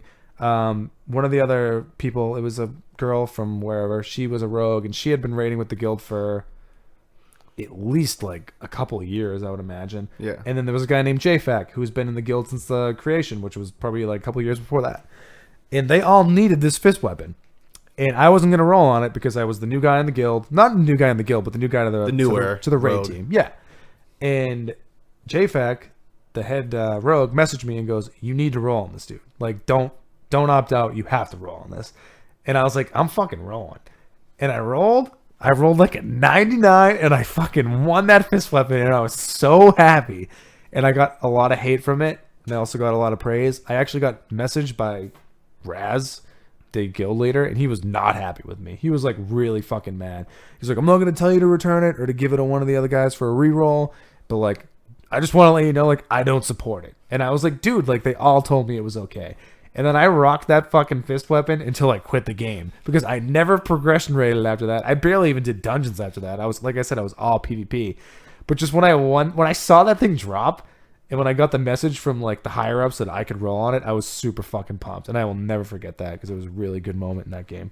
That was awesome. I remember that, like the night that happened. It was a Wednesday. Yeah. I can remember it. I was at college. It was a scheduled raid. Yep, I knew it was a Wednesday because Wednesdays were raid nights, and Yep. and Mark, my roommate, was off with his friends that he made at college while I was just sitting at On the home internet. playing World of Warcraft with my friend from high school. Yep. Hey, it was fun. Hell yeah, it was good. That- we still remember it. Mark Yeah. doesn't remember that fucking IHOP Oh, yeah. trip. Probably not. I do. I wasn't even there. But just the fact that it was progression made it so cool. I And think I only we were competing with other guilds on that server, and that was a big fucking deal. I think I only did like 2 Ulduar fights. Yeah, although I would, dude, it was Ulduar was the hard. one with the big dude that came out of the lot, like the love that guy. on the Yeah, bridge, right? yeah. I fought him, and I think I fought some easy. female statue, I think Mimiron's like the 5th boss, and that's all I've done. maybe 4th. But And then I that switched to Kiraga, and it was just like, oh yeah, What's Yeah, the name that's all I need. of the guy at the end of one of the Scarlet Monastery ones? Herod? He has Is that his Herod. name? And he has Herod's shoulder. Yeah, or you whatever could get it's his called. really cool Fucking love armor, that and he would just shoulder. spin around and like yelling ridiculous things. Yeah, he just had a whirlwind. Like, Yeah. There were all, doing actually are a different- lot of cool, like, fun bosses in World of Warcraft. That, Yeah. yeah. Oh yeah. I It was remember fun. getting the shoulder and then the axe from him on my shaman, and then going in because if you had the axe, you could spin, you could do the spin Yeah. move, Yeah. Oh, and yeah, doing yeah, it yeah, against yeah. him. And I think I took a screenshot of it because I was like, "This is awesome." Me and Steve used to take screenshots of like every little dumb thing Oh, we did. in me World of too, Warcraft. me So did We I. used to go on like You had the mandates with UI. our characters, and this was on our old server. We would just like send them to our guild leader. She would just like post them on our MySpace. A little idea for when we're like in mid Fallout form, maybe another Warcraft War Stories episode. Yeah, we we should. haven't at least clearly have a lot more to say. There's Yeah, we do. that we could So- do a whole podcast we about that. we could even do favorite bosses from WoW. Yeah. as a segment. Yeah, for sure. when I saw this question earlier today, my mind went immediately to WoW, and I have like 5 of them. But for the next ones that I give, I'm not going to give a WoW answer. That's my only one.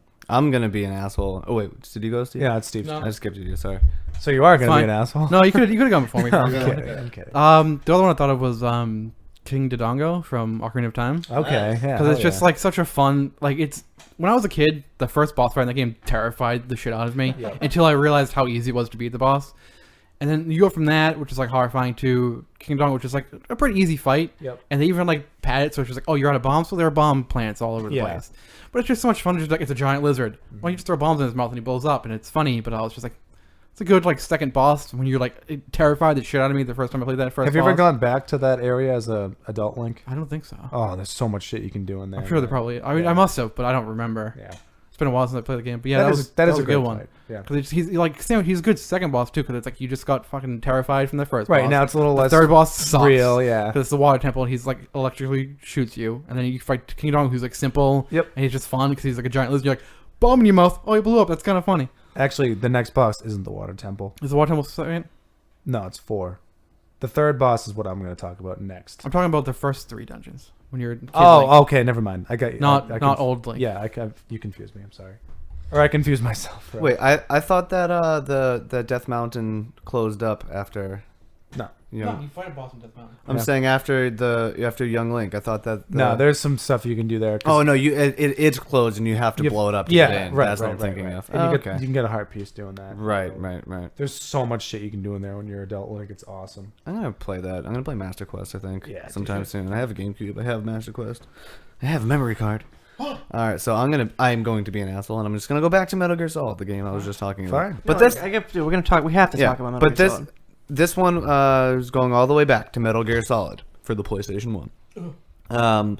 Everyone always focuses on how great Psycho Mantis is, and I agree. I love that fight, and I think that is probably the best one. But I think my favorite fight from Metal Gear Solid is Vulcan Raven. Vulcan Raven is a shaman, for those who don't know, or some shamanistic type of, I don't know, human, because I guess there's never really any true supernatural anything in those Something games. is always explained. There's some wacky science. yeah. Exactly, which is He's cool. like Jim Morrison. Yeah, exactly. To be honest, I don't remember. I know that the fight takes place in a big warehouse, but I don't remember like the specifics of it. I know you have to Fight him twice. Fight him once in the tank and once when Right. he's with his Gatling gun. right, and the second time that I'm thinking of is when you're sneaking around in the warehouse and you have to get behind them, or you have to drop. I used the Nikita mines. missiles, the guided missiles, and I would Yep. just have them come up behind him and shoot Right. him with that. I would just Yeah. like run to a far corner and then like figure out where he was and then guide the missile to hit him in the back. I think that's how I did it anyway. Yeah, I think I did something similar to that, or I used the mines, or I don't know if like the proximity mines at the time, but I would kind of like lure him, make him see me, and then like turn the corner, place a mine there. Pretty standard little Metal Gear Solid Yeah. boss. Actually, kind of reminiscent to Fat Man's fight, the mechanics of it at least. But what I really liked about Vulcan Raven was his prophetic sort of monologue that he would go on, where he referred to Solid Snake and Liquid Snake as from another world, one that he had no wish to know of. So sort of implying that they were clones. Right. But Girls were gross. and he also says one of the most damning things at the very end of the fight, and I actually had to look it up because I didn't want to misquote it. The final thing that he says to Solid Snake is, "The path you walk on has no end. Each step you take is paved with the corpses of your enemies. Their souls will haunt you forever. You shall have no peace. Hear me, Snake. My spirit will be watching you." Fuck. And that shit holds true Yep. all the way through. Yep. And I just love that, so much about Metal Gear Solid that or so much of the things that I like and that I think about are from the sequels, but the groundwork was laid so perfectly with that first game. I don't think that any other first game in like a sort of like godlike series like that has that much that you can constantly refer back to it. And yeah, I think that fight gets and that character gets overlooked sometimes by Psycho Mantis and Crying Wolf or Sniper Wolf and some of the more memorable personalities. Yeah, but he was a sort of because you really only encounter him in battle. Right. He doesn't have too many outside scenes. Right. Yeah. So shout out. Hell yeah, Falcon Raven, and you see his the like toy version of him as a shadow in the tanker on in MGS2. Mm-hmm. Snake's like, what? And no, it's just I forgot about that. Yeah, it's I just love a little, that. like plush of him or whatever, like shooting machine. But hey, that's foreshadow. Yeah. You know what I mean? My spirit will be forever watching you. And then MGS2 is just MGS1 again. There Just you go. Shadow Moses all over again. Right, of course. Okay, let's see. What was my next one? Oh, I can't not mention Shadow of the Colossus. Hell yeah. The game that is all boss fights. But more specifically, like with the first Colossus, it's the first one you see. Of course, you're going to be like, oh, fuck, that's what this is. But that's the one that's like on the cover of the game. It's still a tutorial kind of. You learn how to like climb up the cliff to get there to learn the climbing mechanics. And then you see this thing and he's walking around. He like walks away from you and you run up and you grab onto the back of his leg, climb up. He's this pretty simple boss. You learn how to play the game through him. Second boss is fairly tame. It's like this four-legged thing. You have to shoot it in the foot. You know, it's another like puzzle-solving thing, but nothing like mind-blowing. You're like, oh shit, 4 legs. What do I do this time? But the first one that hit me, then of course any single one of the bosses in this game could be on this list. I just chose 2 for the sake of time. Right. The number 3, the third Colossus, who is the just absolutely towering one with like a sword for an arm. Yes. Like and the he drags long, it. yeah, and he swings it down on you, and you have to climb up through that. But you get to him by riding further away from the temple than you ever have before in the game, and it's this giant plate thing sticking up over a lake in the middle of nowhere. Like, I don't know how, it's not a plate, but it looks like a giant like dinner plate. It's a circular platform that's just massive, and you have to swim through the lake, and you find these stairs that are broken off in the middle of the water, suggesting that once upon a time that lake wasn't there. These stairs just went down to the ground. Like, there's always those little like the added wonder in all parts of Shadow of the Colossus. Yeah, the vague remnants. This is one of the first places that you'll be in the game where you can see in the distance the temple that you start off in before every boss, and just being like, whoa, like that's all the way back there. Like, where am I? And you get up to the top of this platform, and it's just crumbled Colossus, and of course it wakes up as you get there, and you just see the fucking size of this thing. And it's the first one that like has like a serious weapon. I guess the other one might have an axe, the first one, or something like that in his hand. No, that's later on. Yeah. But yeah, this thing, it's staggering. I still have a poster of it from a magazine I got. Dude, I remember that, the centerfold from like a GamePro or something. And on the back of it, it says like, how far will you go for love? And it's like this really like, wow, that's advertising, because it barely says anything about that in the game. Right. But yeah, that moment's really cool. Every other moment in that game is cool, but I picked the number 5, the Bird Colossus. Yes. This is the first one where like shit gets ultra real, and it's in this big flooded like temple, and you're sitting on little platforms and swimming around, and it's just a huge pain in the ass kind of to get on top of them. But once you do, and the music kicks in, and the fucking bird, you're just clutching on, and the wind is flapping by you, and you're like, what am I doing? And you have to don't want to fall stab off. it. And of course the water is down there, so that if you do fall off, you land in the water. Right, but you don't And then the want music to. goes back to nice, peaceful, calm music, and it's like the boss kind of just like forgets about you. Not really, but it like goes back up on its perch or keeps flying around. It doesn't immediately come back down to attack you or anything. It just like lets you be. It's like, well, if you're gonna fucking be down there, did you learn your lesson? Like, I shook you off. Leave me alone. And of course, you keep going after it. And honorable mention, the water boss. I don't remember which number it is. The one that's It's later, isn't it? Yeah, it's a little later in the game. It's underwater, and like just seeing it underwater, like I talked about that a little while ago, like just the fucking sheer size of this thing swimming around. You see like the little like lightning tips of its horns. It's not horns, it's fins. Fins. They're fins. It has the fins. You Yeah. have to like wait between the lightning to get. I don't remember how far I got. I never beat that game Mm-hmm. because I borrowed it from you. Got pretty far into it, I think, and then it froze, or like my save got corrupted or something, so I could never play it. Like continue. And I was like, oh, that sucks. Yeah, that does suck. But yeah, I think I got to at least that one because I remember being like, so it can't be that much farther than the bird one. It's like 7 or something like that. It's like I got that far before I used to know had all their stop. names and the exact order of them all, but I can't remember that. But yeah, those bosses, every one of them, I can't think of a single one. The That's third like, one is also could be the most annoying one in the whole fucking game. yeah, that's Because the if he doesn't only hit that thing in the one. middle, you can't climb him. It's the only one that I couldn't beat on, because when you beat the game, you unlock time attack mode, and we beat the game on hard, you unlock hard time attack mode. Number 3 was the only one that I could never beat on hard time attack mode. Yeah, because if he doesn't hit that plate in the middle with his sword, the big plate, like it's like I could solid, never figure you out can't like beat the him. formula to how to get him to hit it every time. It's a pain in the ass. I remember watching you doing it and him just missing it or hitting over it and just being like, fucking hit the thing. Yeah. All right, Joe. My next one. How many of these are we gonna do? I don't know. I have a bunch. I could I keep mean, going. boss battles. It's the All right, well, kind of the most significant part of video games. You know. That's true. Well, definitely one of them. We should not spend as much time on all of them like Chris's. Sorry. I'm just getting excited, guys. I just wanted to be mean.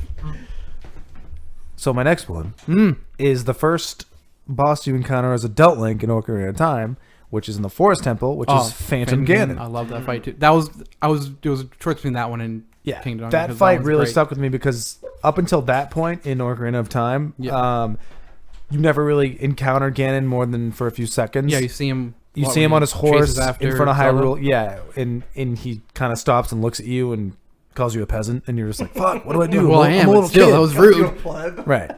And but he's Doesn't just he hits you too? I think he does. Yeah, he just Fucks kind you of up. like shoos you aside and just gets out of there.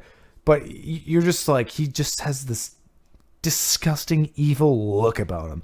And I mean, I never played that game when it first came out, I'll be honest. But even playing it recently, back in the day. just because I know who Ganon is from other games in the series. But I just It was my first time I've ever. he's saw just like, Ganon. for some reason in Ocarina of Time, he's extra creepy, and he's really like made me feel terrifying. uneasy playing the game.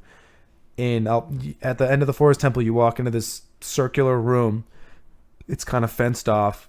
It's not that big of a room either. It's not. pretty Yeah, it's tiny. really small. And you walk up the ladder, if I'm remembering correctly, and there's paintings of a forest and a path with Hyrule in the back. Mm-hmm. And it's really dark and grim. It's surrounded. The Surrounding whole you. room is Yeah, full there's paintings. like 8 paintings in the same one, and nothing happens. You're Mm-hmm. just standing there and you're like, what the fuck? I remember pacing that room for like literally 5 real minutes thinking, is my game stuck? What the fuck is going on here?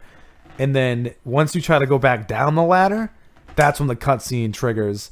And You doesn't Ganon, let the gate come up or something. That yes, blocks blocks the entrance or the exit. Well, it's the same thing in this case. And Phantom Ganon comes out through a painting on his horse, and I'm just like, what the fuck? I was like, I'm already fighting this guy? Are you serious? But then you realize it's not real Ganon. He has like a skull face or something. Yeah. And he's like a hologram, and he comes in and out of the pictures. But they're all there's a real Ganon, a real Phantom Ganon, I should say. Yeah. And then 7 other like clone ones that aren't real. There's a way to just. And there's a tell tell. apart. Yeah. I forget what the tell is. I think he might like blink or something. It's something weird, or it's like his face looks different, or something Yeah, like that. there's a tell on which is the real Ganon, and you need to target that one and hit it correctly. Shoot it with a bow. Yep. And it's just, I remember I got like the first 4 of them wrong, and I was like, how can I tell? What the fuck? And then it hit me. I, again, don't remember exactly what it was, but then once I realized it, I was like super stoked, and it was really fun. And then you have to play like back and forth with the lightning bolt, and you have to time the Isn't sword that swings right. yeah, that's right. That also happens in the last fight Yeah. too, which is another. Yeah. Against more annoying real than the last Ganon. fight. Yeah, for sure. It's a lot harder. But I don't know. That boss fight was really fun. And at that point, I had gotten a little bit, not burned out, but like just, it's when you first become adult Link, and you're like, all right, what's this going to do? Is this going to be any different than being little Link? Like, how's this going to work? And you can't use the same items as adult Link. And I got a little uneasy with that. But then once I hit that boss, I was like, I'm all in. This is fucking sweet. And then, I mean, it wasn't that hard of a fight, but it was just very satisfying to down It's that a cool boss. fight too. Oh, though. yeah, Just, like, it is. He runs out of pain. You have to shoot him. And the painting's sick. It was unique. I had a good time with that one. It's good. I liked it. I also enjoyed that one. The one that I couldn't think of that I finally remembered is the last boss fight of Saints Row 4. Because I don't know. Saints Row was weird for me because it was a game that I only played the demo of the first one, and I had a ton of fun with it, and then just didn't care about it afterwards because I was like, oh, it's just GTA.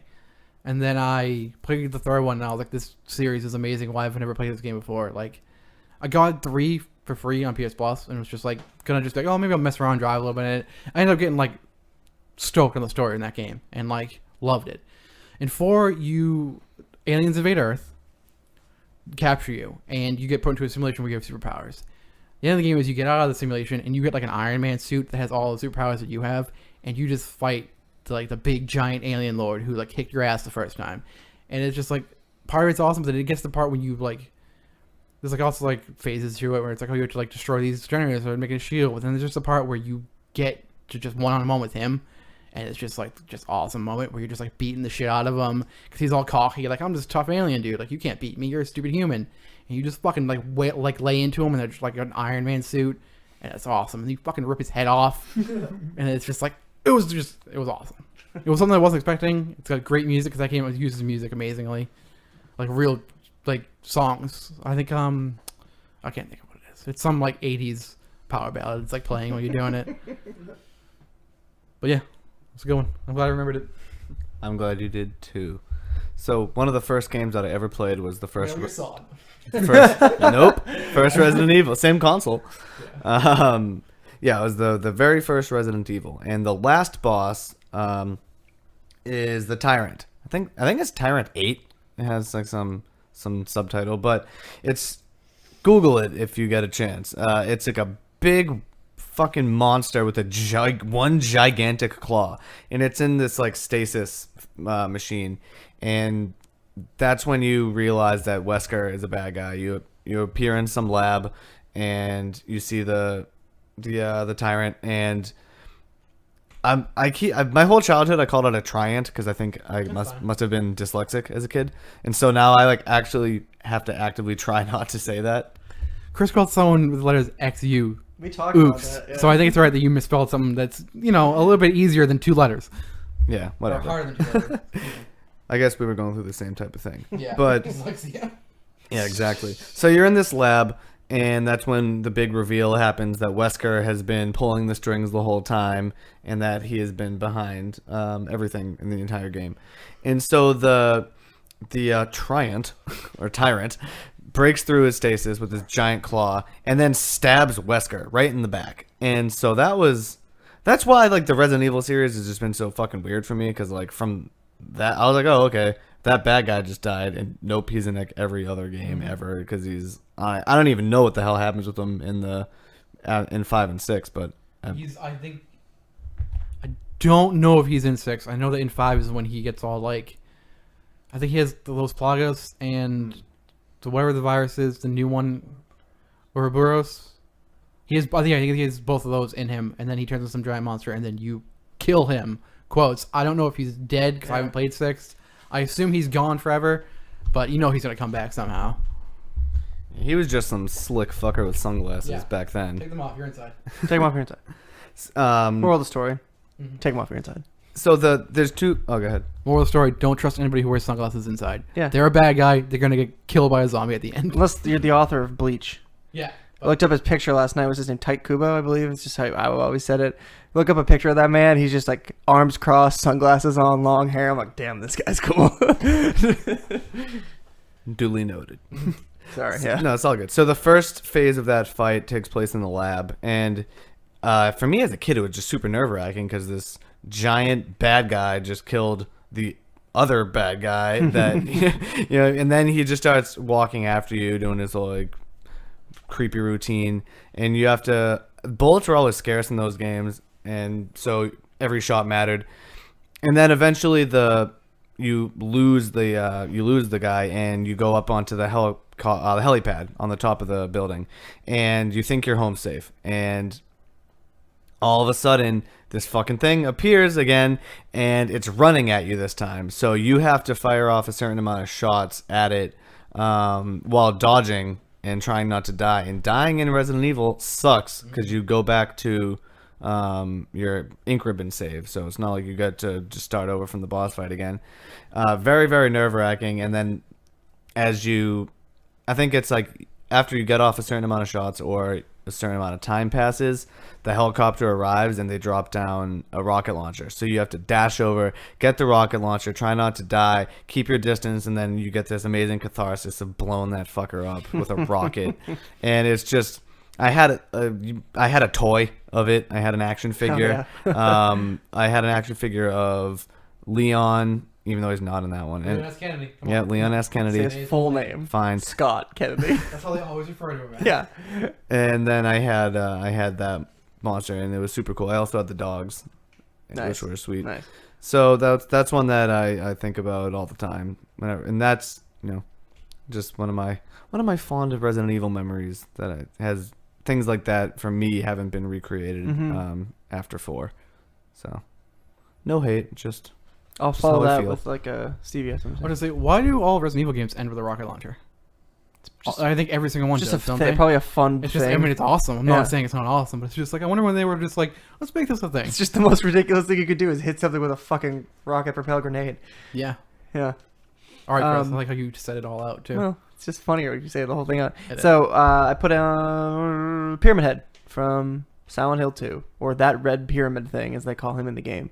So the memory of Pyramid Head is what eventually brought me back to finishing the game a couple months ago, because I played it forever ago, like I guess in high school, and that first fight, you see Pyramid Head, James peers through like a closet. He hides in a closet. Yeah, you see He him like, like looks out and he fucking that sees thing. this guy. Looks like a man wearing like a butcher's apron with a giant cleaver, with essentially just a pyramid Yeah, I on was gonna his say, head. you look at the biggest thing that I A would have big noticed. rusted metal thing I on wouldn't his have head. gone like, well, the guy's wearing an apron. I would have gone, Yeah. what the fuck is he wearing on his head? And we've talked about him in old episodes, just the manifestation of guilt and aggression, sexual aggression, whatever. But when you face him the first time, you're just in a tiny room with him and you can't hurt him. You can use all your bullets, all your weapons, and like, Yeah, they just shoot him in the pyramid, don't they? Like, yeah, bounce they off just the bounce pyramid. right off of him. Like there's nothing you can do to hurt him. And it's just, the boss fight is just staying alive for as long as you can until the alarm goes off and Pyramid Head leaves. But it's just stuck with me. Like, I think I quit shortly after that. I probably got stuck somewhere, moved on to a different game. But Better game. like, yeah, the thought, like, that's a very memorable moment of being in this confined space with this fucking lunatic looking monster who can kill you in one hit, and you like can't do anything to him. And then later on, you fight 2 Pyramid Heads. That's the actual boss fight. It's the very end of the game. And you're just like, run into the corner and like turn around and shoot. You can't ever even like look Yeah, at they them. don't even have the sword. Oh, because you have the sword by that point. Yeah, one of them has a spear. They both have spears. Both spears. Yeah, because you have the sword. There's multiple. Because you're actually Pyramids. Pyramid Head. That's right, bro. Sort of. You are. Yeah, you basically are Pyramid Head. I mean, well, he's a manifestation of James's brain. So okay, Yeah. that's my quick one. I got more on here, obviously. So you but- got another one? Yeah, I got Go for it, buddy. I was trying to think of a more serious one, Mm-hmm. but I Really, really you nailed it with our first one. yeah. But I'm gonna go with this one for now. Mario 64 fighting Bowser for the first time. The lead up to the battle was pretty unique in itself because it was a tower in the sky, which just kind of came out of nowhere. Because I had this on my list too. when you're jumping down a green pipe, the last place you expect to be is in the middle of the sky. Yeah, that's- But beside that, that's fine. But we all remember the Joe doesn't agree with the physics. we there, all but it's all remember right. the physics of Mario are often questioned, but seeing Mario in 64-bit for the first time or 3D, I should say, was like fucking ridiculous being a little kid. Because unlike Ocarina of Time, I did play Mario 64 when I was younger and when it first came out, and it was charming and it was fun and I loved it. And then I got to the first boss and I turned it off because I was fucking terrified. Yeah. I was scared. That's how I was in Ocarina of Time. And it wasn't even when I approached Bowser to actually fight him. It was when I went down the pipe and I was in the Tower of the Sky. And just the music of just like the music. I can't do the music. I can't like sound it out. But it was really, really weird. And it made me feel really uneasy and I didn't like it. So I just stopped playing it. And then I would watch my dad and my brother play it. And then I kind of grew a set and played it myself. And I don't know, the lead up was really fun. And once you got to the actual fight against Bowser, he's just fucking huge. And he looks wicked scary. And then when you finally get to him, you have to grab his tail and he goes, "Rah!" Like really loud, and it scared me. And then obviously we all know you have to spin him around and throw him into one of the bombs that's conveniently placed in the side of all the platforms. Of course. And Why wouldn't his captain have his one weakness? right, or many in this case. Yeah. But once he hits those bombs, he makes another loud screech and just like would always scare the shit out of me. And I can remember being a little kid and playing those boss fights with the sound at fucking 0. I would turn it all the way down because it scared me so much. And then once I beat it in Mario Celebrated, I'd turn it back up and be like, all right, let's move on. Yeah, those ones stick out to me. I played that part of the game for the very first time at your house. Did you? Yeah, when I was like 6 years old. Wow, that's awesome. Yeah. Yeah, that was a super memorable experience for me. Steve? So while I was racking my brain trying to remember what the Saints Row one, I remembered Mr. Kelly from Red Dead Revolver. Chris, you remember this? It's with glasses. no, he's the whole like part of the game is you do like a gunslinger fight, which is the most. Should we just talk about it? The most fucked. It's a tournament, most fucked up thing ever. It's just two people killing each other, and then the person who lives continues on to the next round. But he's the last round of it. He's just like tough. He's got like the crazy jacket that has like gold in it. He's got the hat, and he's like the last fight. And I remember it just being like you go through the whole thing, and you're kicking ass, and there's this dude who's just like fucking way too fast. You have to like get it like just right to get him. But I loved that part. You could say the last boss wasn't that fun. He was that was like the best part of that game. It was just like doing the gunslinger tournament and then facing off against him and him just being like almost as good as you are. I love that game. Game was so good. Never was about the money. Last line of that game. You know those guys kill your dog at the beginning of the game? What's up? Those guys at the beginning of the game, like, well, of course the bandits kill your family, but then like Oh, they're picks not- up years later, and you have Yeah. your dog, and these guys fucking shoot it. Oh yeah, I forgot You about immediately kill them, but like they kill your My dog. fucking dog, They dude. kill your fucking dog. What are you doing, my Boston fan? that. Love Fallen Star. Hell yeah. Go Dylan. All right, so the first time, or I guess the only time I ever played Dark Souls was right around the time where I was getting very jaded with video games. I think I mentioned it before, and I was. What's up, Chris? I was making a collage of all the bosses we've been talking Oh, about. sweet. That's awesome. The Boss Cast. That's definitely the name of it. Podcast. Yeah, I guess so. So, yeah, I got Dark Souls used. I'm sure I covered all this before. And I loved pretty much every minute of it. But once I got to Ornstein and Smaug, Smaug. No, Smaug is the Hobbit way to say it. So once I got to that fight, that was when shit got kicked into high gear and the game was seriously unfair. And for any other game that really any other game that makes you unable to speak like years after you play it, or any game that puts you through the amount of hell that one does, I have the type of personality where I'll try it, I'll give it a good college try, and if I don't get it, I'll just never play it again. I think I died for days on this fight, and you start back, you reload your save at the beginning of this, I can't remember the name of the area, but it's like a giant monolithic temple, and there are these... In Orlando or New Lando? Yes, that's it. In Orlando, I think. Yeah. Yeah, and it's huge, and it's bright, and it's red, and there are giant guards, and I love monoliths and monolithic structures. It's just like I like huge shit, and for some reason, just being in that area, and I think that comes after maybe Blighttown. It comes after somewhere really drab and unattractive. So when I think you take the bird there. Yeah, exactly. So first of all, just finding that bird and getting transferred over there was cool as shit. But I loved that fight so much that that I credit that fight with reinvigorating my love for video games at a time where I wasn't really having it. That's awesome. So I don't think I really need to go into that fight. Everyone knows it who's played it, and if you don't, I highly suggest it if you have the means to, because it is unbelievable. Was it after Sen's Fortress? Or was that... I can't remember.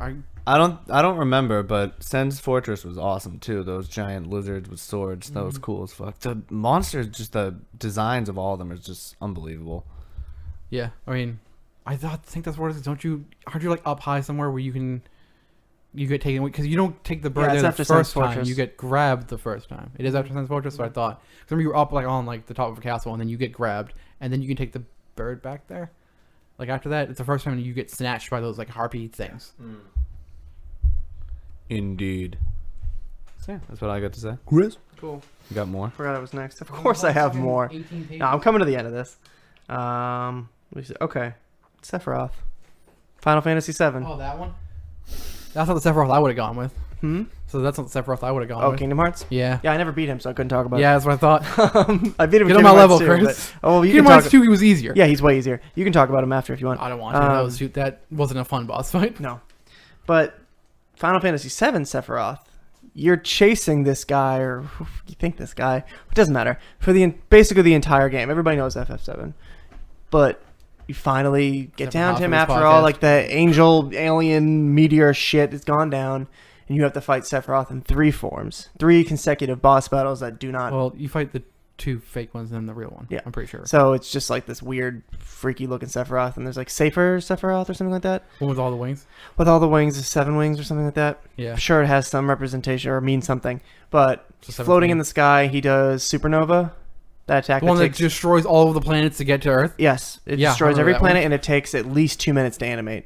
Yeah, because it's literally like it's a fucking what is it meteor That he pulls from all out of space from that goes through the through I Milky think, Way. every single planet, and you're just like, oh my god. and it's the worst thing in Final Fantasy VII because you have to watch him do Every it time. 7,000 fucking times because he can do it at any point. It's not like Yeah. he's charging up; he'll just do it, and it's like it probably won't kill you. Like you'll probably be fine, but you're gonna have to wait 2 minutes, and that sucks. But that doesn't matter. You finally get that. It's like that's the real struggle, and then finally, cutscene triggers. You go down, it's Cloud floating down into whatever dark pit is there, and you see Sephiroth standing there. He's got no shirt on. He's got this fucking silver hair and his long ass sword. This is starting to sound pretty sexy. No, but it's like you look a little hot under the collar. guy who killed Cloud's girlfriend. Like you know, Not his girlfriend. no, it's not. Come on. Barrett's Barrett's his girlfriend. Right. I went on a date with Barrett. That's a real thing that happened in that game. But whatever. That's the man. Like I was saying before, the one-on-one like sword fight to end it all, and that's what this is. And of course, you only have to hit him once, and you can immediately trigger Cloud's ultimate limit break, Omni Slash, bad. and just fucking go to town on him. But like, just that image of like just standing there next to Sephiroth. It's the first time that you really see like you fight him. You know. Yeah. The closest you I feel like get to seeing the real Sephiroth is in the flashback where when he burns Sephiroth the is in city your or town party. down. Huh? Oh yeah, that too. I was gonna say when he burns the town down. Is that the same part? Yeah, but you never actually like, fight him. No. And you just see his like character model yeah. animated Yeah, right in it's front of awesome. you, and like this is Just the winking, going, villain. You're like, I want him in my party at all yeah, times. yeah, this is the villain. This is the guy you've been after this whole time, and you finally get to just fucking wail on him and take him down, and it's awesome. Or you can just hit him once. And be Well, that's what you do. Yeah, you Yeah. can slash him once, but you got to use Omni Slash. You gotta. The best limit break in the game. You just fucking slash him many times, which is what that fucking Omni word slash. means. Yeah. So that's I had to mention Final Fantasy at least once. Yeah. All the games have Well, it lots of shows a good one too. cool battles. Yeah, I mean, it's the stuff. The ending of 8 doesn't. Yeah, come that boss close. fight's not really that interesting. You're just like, all right, you just keep changing forms. Part of you, you're half lion. Yeah, because you fucking like saw Squall's necklace, and you're like, I want to You're like, that's pretty be cool. that. I want She's a like, lion. I'll take something from your. From you fight him first, and Yeah. then you're like, she's like, you know, what, She's like, I'm gonna fuse with it. Then she's like, I'm actually a furry, and then she hops in. Yeah. Her fursuit. So yeah, and like To join her it's weird because persona. like you play Final Fantasy VIII, and I've said before it gets crazy, and at the end you go to like a fucking furry convention, yeah. and it's right really now it's like, weird. Squall, I'm dumping you. This is weird. I didn't know you were into Squall's this. like, listen, if you can't accept my persona, I don't think we can be together. That's why that song is called "Maybe I'm a Lion." Yeah. Like, I don't know. All right, Joe, you got one. Yeah, Tom Nook from Animal Crossing. No, I mean, it might as fucking well be. yeah, that's a boss fight you're That's- never gonna yeah, win, never my gonna win friend. that fight. I don't know. I have none written down, but I maybe like Diablo from the Diablo series. Diablo is cool. Did you play 3? Yeah, I Did you played play 2. Reaper I Souls? played 2 and 3. No, I didn't, but I've heard Reaper Souls is really good things. I liked it. Yeah, I got did it for you? PS4. Oh, dude, So I kind of I want to like get it. that boss fight better than Diablo boss fight in it. Oh, You really? fight the See, Angel of I Death. actually liked the Diablo 3 Diablo boss fight a lot. yeah. I mean, it was good. I liked it too. Yeah, But I mean, I only what I did think I you? just like the. I only beat it on a nightmare run. Oh, I didn't. That was the most. I beat it because the I had never hardest. played Diablo. It was the first time I played Diablo, so I was going to do it on normal. Yeah, Which was a joke. Plus, I was a yeah, Crusader. it's super easy. And Oh, I Crusaders was a were I was a fucking monk. Insane. I was a monk. I just I would not. yeah, you die. wouldn't have a Crusader because you didn't get Reaper of No, Souls. I was a fucking monk, They're and that was awesome. killer. But after just the hours and hours of just loot grinding and partying with random people online that never that are never good enough, I finally made it there, and and the boss fights in that game were pretty good. But at the time I was playing Diablo 3, it was a very broken game, and it had the real money auction house, and there was there was a lot wrong with that game when it first came out. But I remember beating Diablo, especially on Nightmare mode when it was a little harder, and I was like super fucking satisfied. And I had, I was expecting not to be because I loved Diablo 2 so much when I played as a little kid. And I don't know if you played it, if any of you guys played it, but on most difficulties in Diablo 2, any beating Diablo was a big fucking deal, and it was hard. It was really hard back then. And just beating it on 3 in normal mode, it kind of bothered me because it wasn't that great. And then I just, again, did it on Well, Nightmare. it was my first one, so I think Yeah, it was sort of well, like, no, I it don't know what was- I'm going to do. I don't want to be like overwhelmed, and I was this is easy. Yeah, it's a little bit too easy in that because they were Yeah. trying to push it more on casual players. But I really liked that last boss fight with Diablo and Diablo 3. I was impressed by it, and I really thought it was going to suck. Yeah, but I'm just going to go on a little aside here to talk about a boss fight. It wasn't even a boss fight. So here's what happens. There was a boss in Diablo 3. It might have been Reaper of Souls. I don't remember. But I got an item where it summoned these little fat dudes that exploded if they ran in and blew up somebody. Yeah, I got you. You know what I'm talking about? Yep. Like, so it's just a thing that they'll eventually keep popping up, and then they'll go, whenever I attack, they'll go after somebody. I don't know if they always did this much damage or if something happened, but they would do 1,000,000 damage. Literally 1,000,000 or more damage. So Like 6 heroes. yes, or 1.53 whatever million. Right. So there was a boss fight I didn't fight You just because tossing I these things. I didn't even mean to. I threw one attack at it, one of them ran up and killed it in one hit. Done. And then it went into like a scene where someone was talking to me, and I was like, "Wait, what?" And I was like, "Oh, that thing just did over or it might have even been like something ridiculous, like 7 million damage." And I was like, and just killed it in one shot. So I never fought this thing. So this boss could have been awesome, and I didn't see it. Yeah. I barely saw it. It was just kind of off screen, and then it just died. And I was like, "Oh, Some of those boss fights okay, were really fun. yeah." It's a good game. The cutscenes in that game are actually really cool They're too. awesome, yeah. Yeah, Well, I didn't. Blizzard Think, always does. I did not expect them to be that good though. The more I think back on that game, when it first launched, the more I actually really liked it. But I can remember playing it at the time and just there was so much hate going on for it, and I kind of fell into that really Yeah, I'm hard. glad that I Yeah, never you got wait. into it. And Waiting got it was super good. cheap, and Although the they- expansion. They got rid of the rainbow crazy level. No, it's still in there. Is it? Well, I went Is it into just easy? Did you have to build the staff to get in there? No, I think it just instead of what do they call Loot Goblin, it was like a special Loot Goblin Yeah, that yeah, you yeah. killed, and then you can just go into it. Ah, dude. I had to fucking grind for items to make that fucking staff. It took forever. And then it disappeared out of my inventory one day. I think it was after like a patch Maybe that's or what they something. did. They probably switched it. So you just Yeah, find dude, it I instead. was so fucking mad. I spent hours grinding for that thing. But yeah, that's another one. And then I really don't have much left, so I'm just gonna give honorable mentions now. Mhm. Axiom Verge had a lot of really cool bosses. I know Dylan played. I don't know if you guys did. I didn't. I can't name any particular ones off the top of my head, but that game was filled. I have actually never beaten that game. From what I think, I'm really close. Yeah. The bosses in that game were really fun. They reminded me of like Contra bosses, kind of. Just the way you had to utilize different weapons to, against different bosses and whatnot. I thought it was really good. I think episode 1, I even said that I was like really, really, really close to beating that game, and I was on that Bumblebee Yep. boss. Yeah, that's the last one I beat too. I love that boss. Yeah, it was fun. I got a few. I knew that wasn't the last one, and I got a couple more after it. Yeah. But I haven't beat that game either. I just put it down once I got. I feel like that's something I'm gonna pick up once I get a little burnt out on Fallout because it's a lot different and Yeah, it's a really fun game. those games are great. And then Ridley The from bosses are great. Sorry. Super Metroid, because you can't at the very beginning. I should say, you encounter it literally within 5 minutes of playing that game, and it's this big ass fucking like alien dragon looking thing, and you're like, how on earth am I gonna beat this thing? And you don't, because it fucking kills you, and that's the whole point of it. And I thought that was really cool. Good way to start a game, in my opinion. And that's all I got. Yeah, I'm pretty much out too. I'm gonna just do a quick shout out to the boss in Portal 2. Don't really want to spoil anything, but Yeah, I'm gonna play that. it's a really fun. It's basically, it's not that much different from the first Portal boss fight, but they have the gels, and the gels are just awesome. So that adds like another layer to it. But it was really fun. I love the way that game ends. That game has a fucking amazing, last act or last fight. Yeah, there you go. Whatever Dylan just said. What did you say? I don't speak un-American. Denimo. Danimals. Denamount.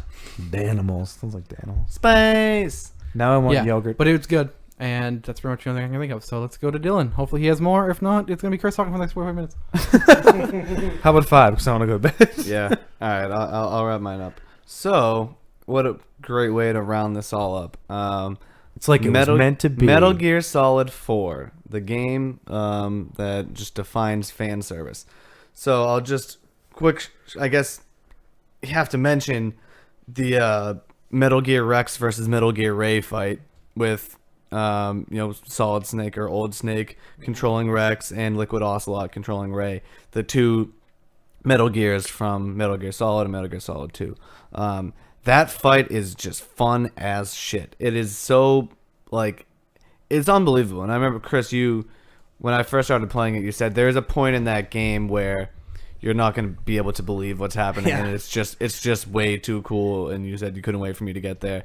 And I remember once I got to it, because it's not really hard, but it's just incredibly fun, and it was almost sad in a way, because like I felt like that whole game I was like, you're just like waiting for it all to come to an end in a way. It very much has that feeling, and even though Phantom Pain came out, as far as I know, 4 has the definitive ending in the series. Yeah, which, it's the last thing in the timeline. So, but what I really wanted to talk about was the Liquid Ocelot boss fight, the very last boss fight of Metal Gear Solid 4, Guns of the Patriots.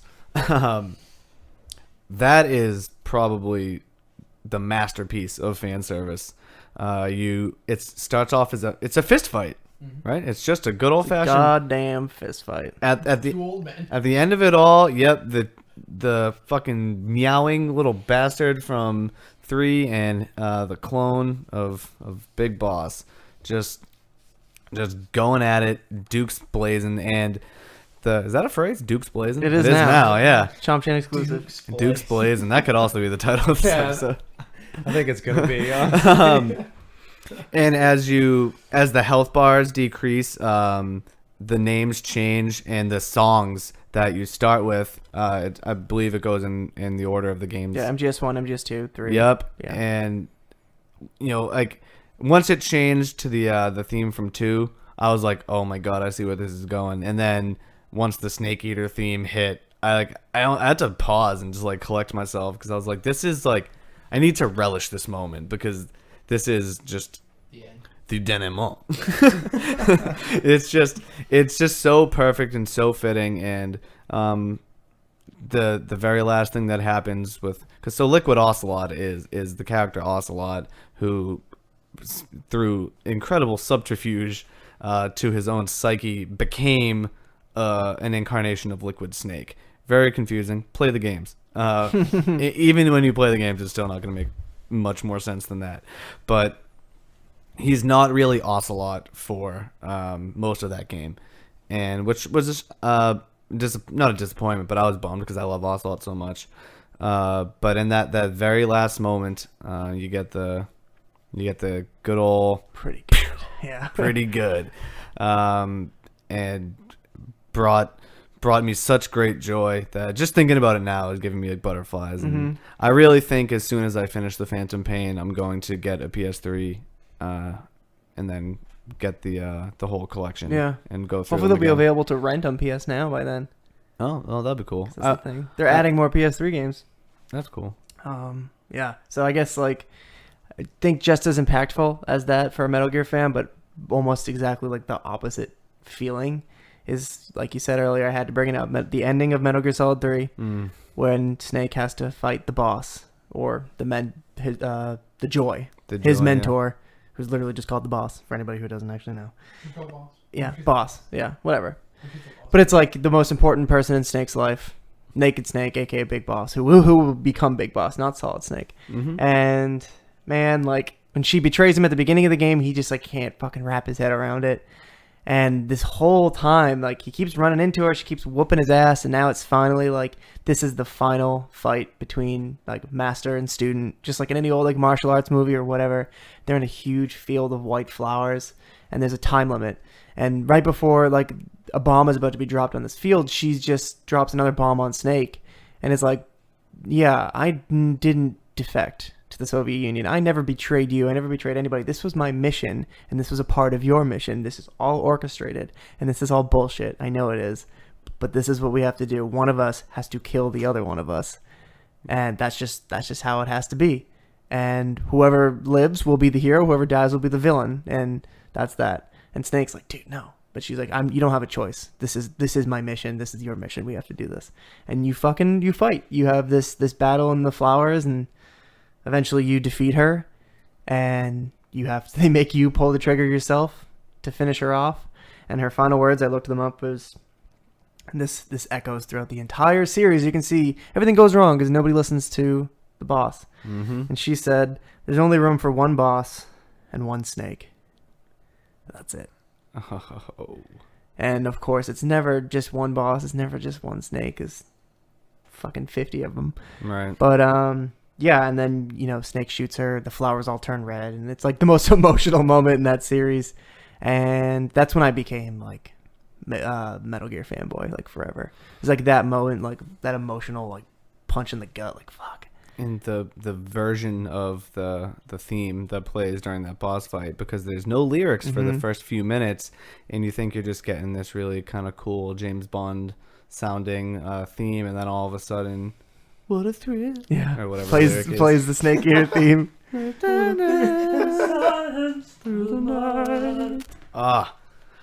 Fuck! I want to play that game now. What a thrill! I'm crying. All right, so those are some of our most memorable boss fights. I would be I'd be disappointed if I didn't at least give an honorable mention to Shao Kahn from Mortal Kombat Trilogy. Good call. That was, I think, one of the first bosses in any game where I was convinced the game You was couldn't cheating. beat it? Yeah, I was like, there's no yeah. like what Oh yeah. what level of skill is required to beat this So fucking some guy? shoutouts to Heihachi and Ogre from Tekken 3 specifically, because I used to get to the end of those story modes because you have to get to the end, Right. and just get my fucking ass wiped by Heihachi. Ass wipe. Yeah, dude, he cleaned my butt, and I was chapped after because he just wiped way too many I think times. you mean the glove from Smash Bros. I know exactly. Master Hand, Crazy Hands, the one you gotta look out for. Yeah, crazy. Tekken crazy. 3, Tekken 3, I was like about that game and like the story of it. So yeah, when you get to Ogre transforms into like a different type of ogre, is mad scary. Anyway, Fighting games always have awesome bosses. It's weird we didn't mention any. Nightmare from Soul Calibur. Yeah. There's a ton of them. Yeah. Let me just make a quick note, real quick. Last week, I was talking about the Nintendo mobile game. Did you guys hear about that? Yes. They announced it. Yeah. Well, it wasn't announced when we recorded it. It came out like fucking literally 2 hours after we stopped recording because they're in Japan and the times are different. It's called Miitomo and it looks terrible. And that's all I'm going to say about it because I know there's some people that like Nintendo that listen to the show that I've talked to on a personal basis. And I'm not excited about it. I think it's going to suck. And they're also making a joint account system. why do you think it's gonna suck? Because it's a social network / game combined into one thing. I think it might be okay in Japan because that's definitely something that Japanese people can look forward to more because they're a they're lot into more that. mobile. Exactly. than we are. There's more people with 3DSs, and that's just more. And it's more. phones that It's they a, play games right. on. It's just more of a norm there. It's not going to work in the United States at all. And if I know that, Reggie, buddy, you should know that too because you should have put the fucking kibosh on that. In had your say. Anyway, I think it's gonna be terrible. Look it up if you want to know more because I'm not even gonna talk about it. And they also announced something called Nintendo Account, which is it's basically just a linked version of all of your Nintendo accounts. Which is something they should have had. If forever something ago. should happen, if you should lose your game, if you should lose one of your systems, I don't know. But yeah, this is an archaic thing. But And yeah. it should have been done So basically, legitimately you're finally 5 getting a years gamer ago. tag. Yeah. No, you're not getting a gamer, but that's what Right. like it would be like having. And they didn't even mention if purchases would be linked through that. Hopefully. Hopefully, but I'm doubting it because that they can sell the original Mario Bros 1,000 times a day Yeah. and make money on it. But that's one positive step for that company It is is. Nintendo account, and I'm hoping that it can lead to better things. But Miitomo is going to be horrible, and I was very disappointed when I heard about it. Not that I was too excited because it's a fucking mobile game. How great is it going to be? But it looks really stupid, really stupid. But we'll learn more. It could surprise me. I'm just doubting it, and that's my note. And that's the show. So Fucking we happy note. gotta end on a fucking just punch to the face, don't we? So this is the last time we'll be talking before Fallout 4 comes out. the wastes. But hey, if you want to share your thoughts about boss battles or whatever, Yeah, you get can out. tweet at us at Podcast Chomp. You can join us on Facebook. I think it's just facebook.com/ChompChainPodcast. Just search us on there. ChompChainPodcast.tumblr.com. All that stuff. Because the conversation doesn't have to end here. We got some tweets that we read, obviously, but we like talking about this crap. So Yeah, I mean, if we didn't cover it, on the show, we'll definitely. I'm sure we responded to you on Twitter anyway. Yeah, so. no reason why we can't bring up some stuff next week also. Yeah, for sure. Yeah. Okay. And we can get excited for Fallout with you guys. So tweet us about Fallout. Mm-hmm. We know a lot of you guys aren't even playing it, but Fools, So peasants. happy. maybe we'll eventually change your minds. All right, guys. I'm gonna go throw Steve in the freezer. All right. Come on, knock me out, Joe. Lit. Bye. Bye.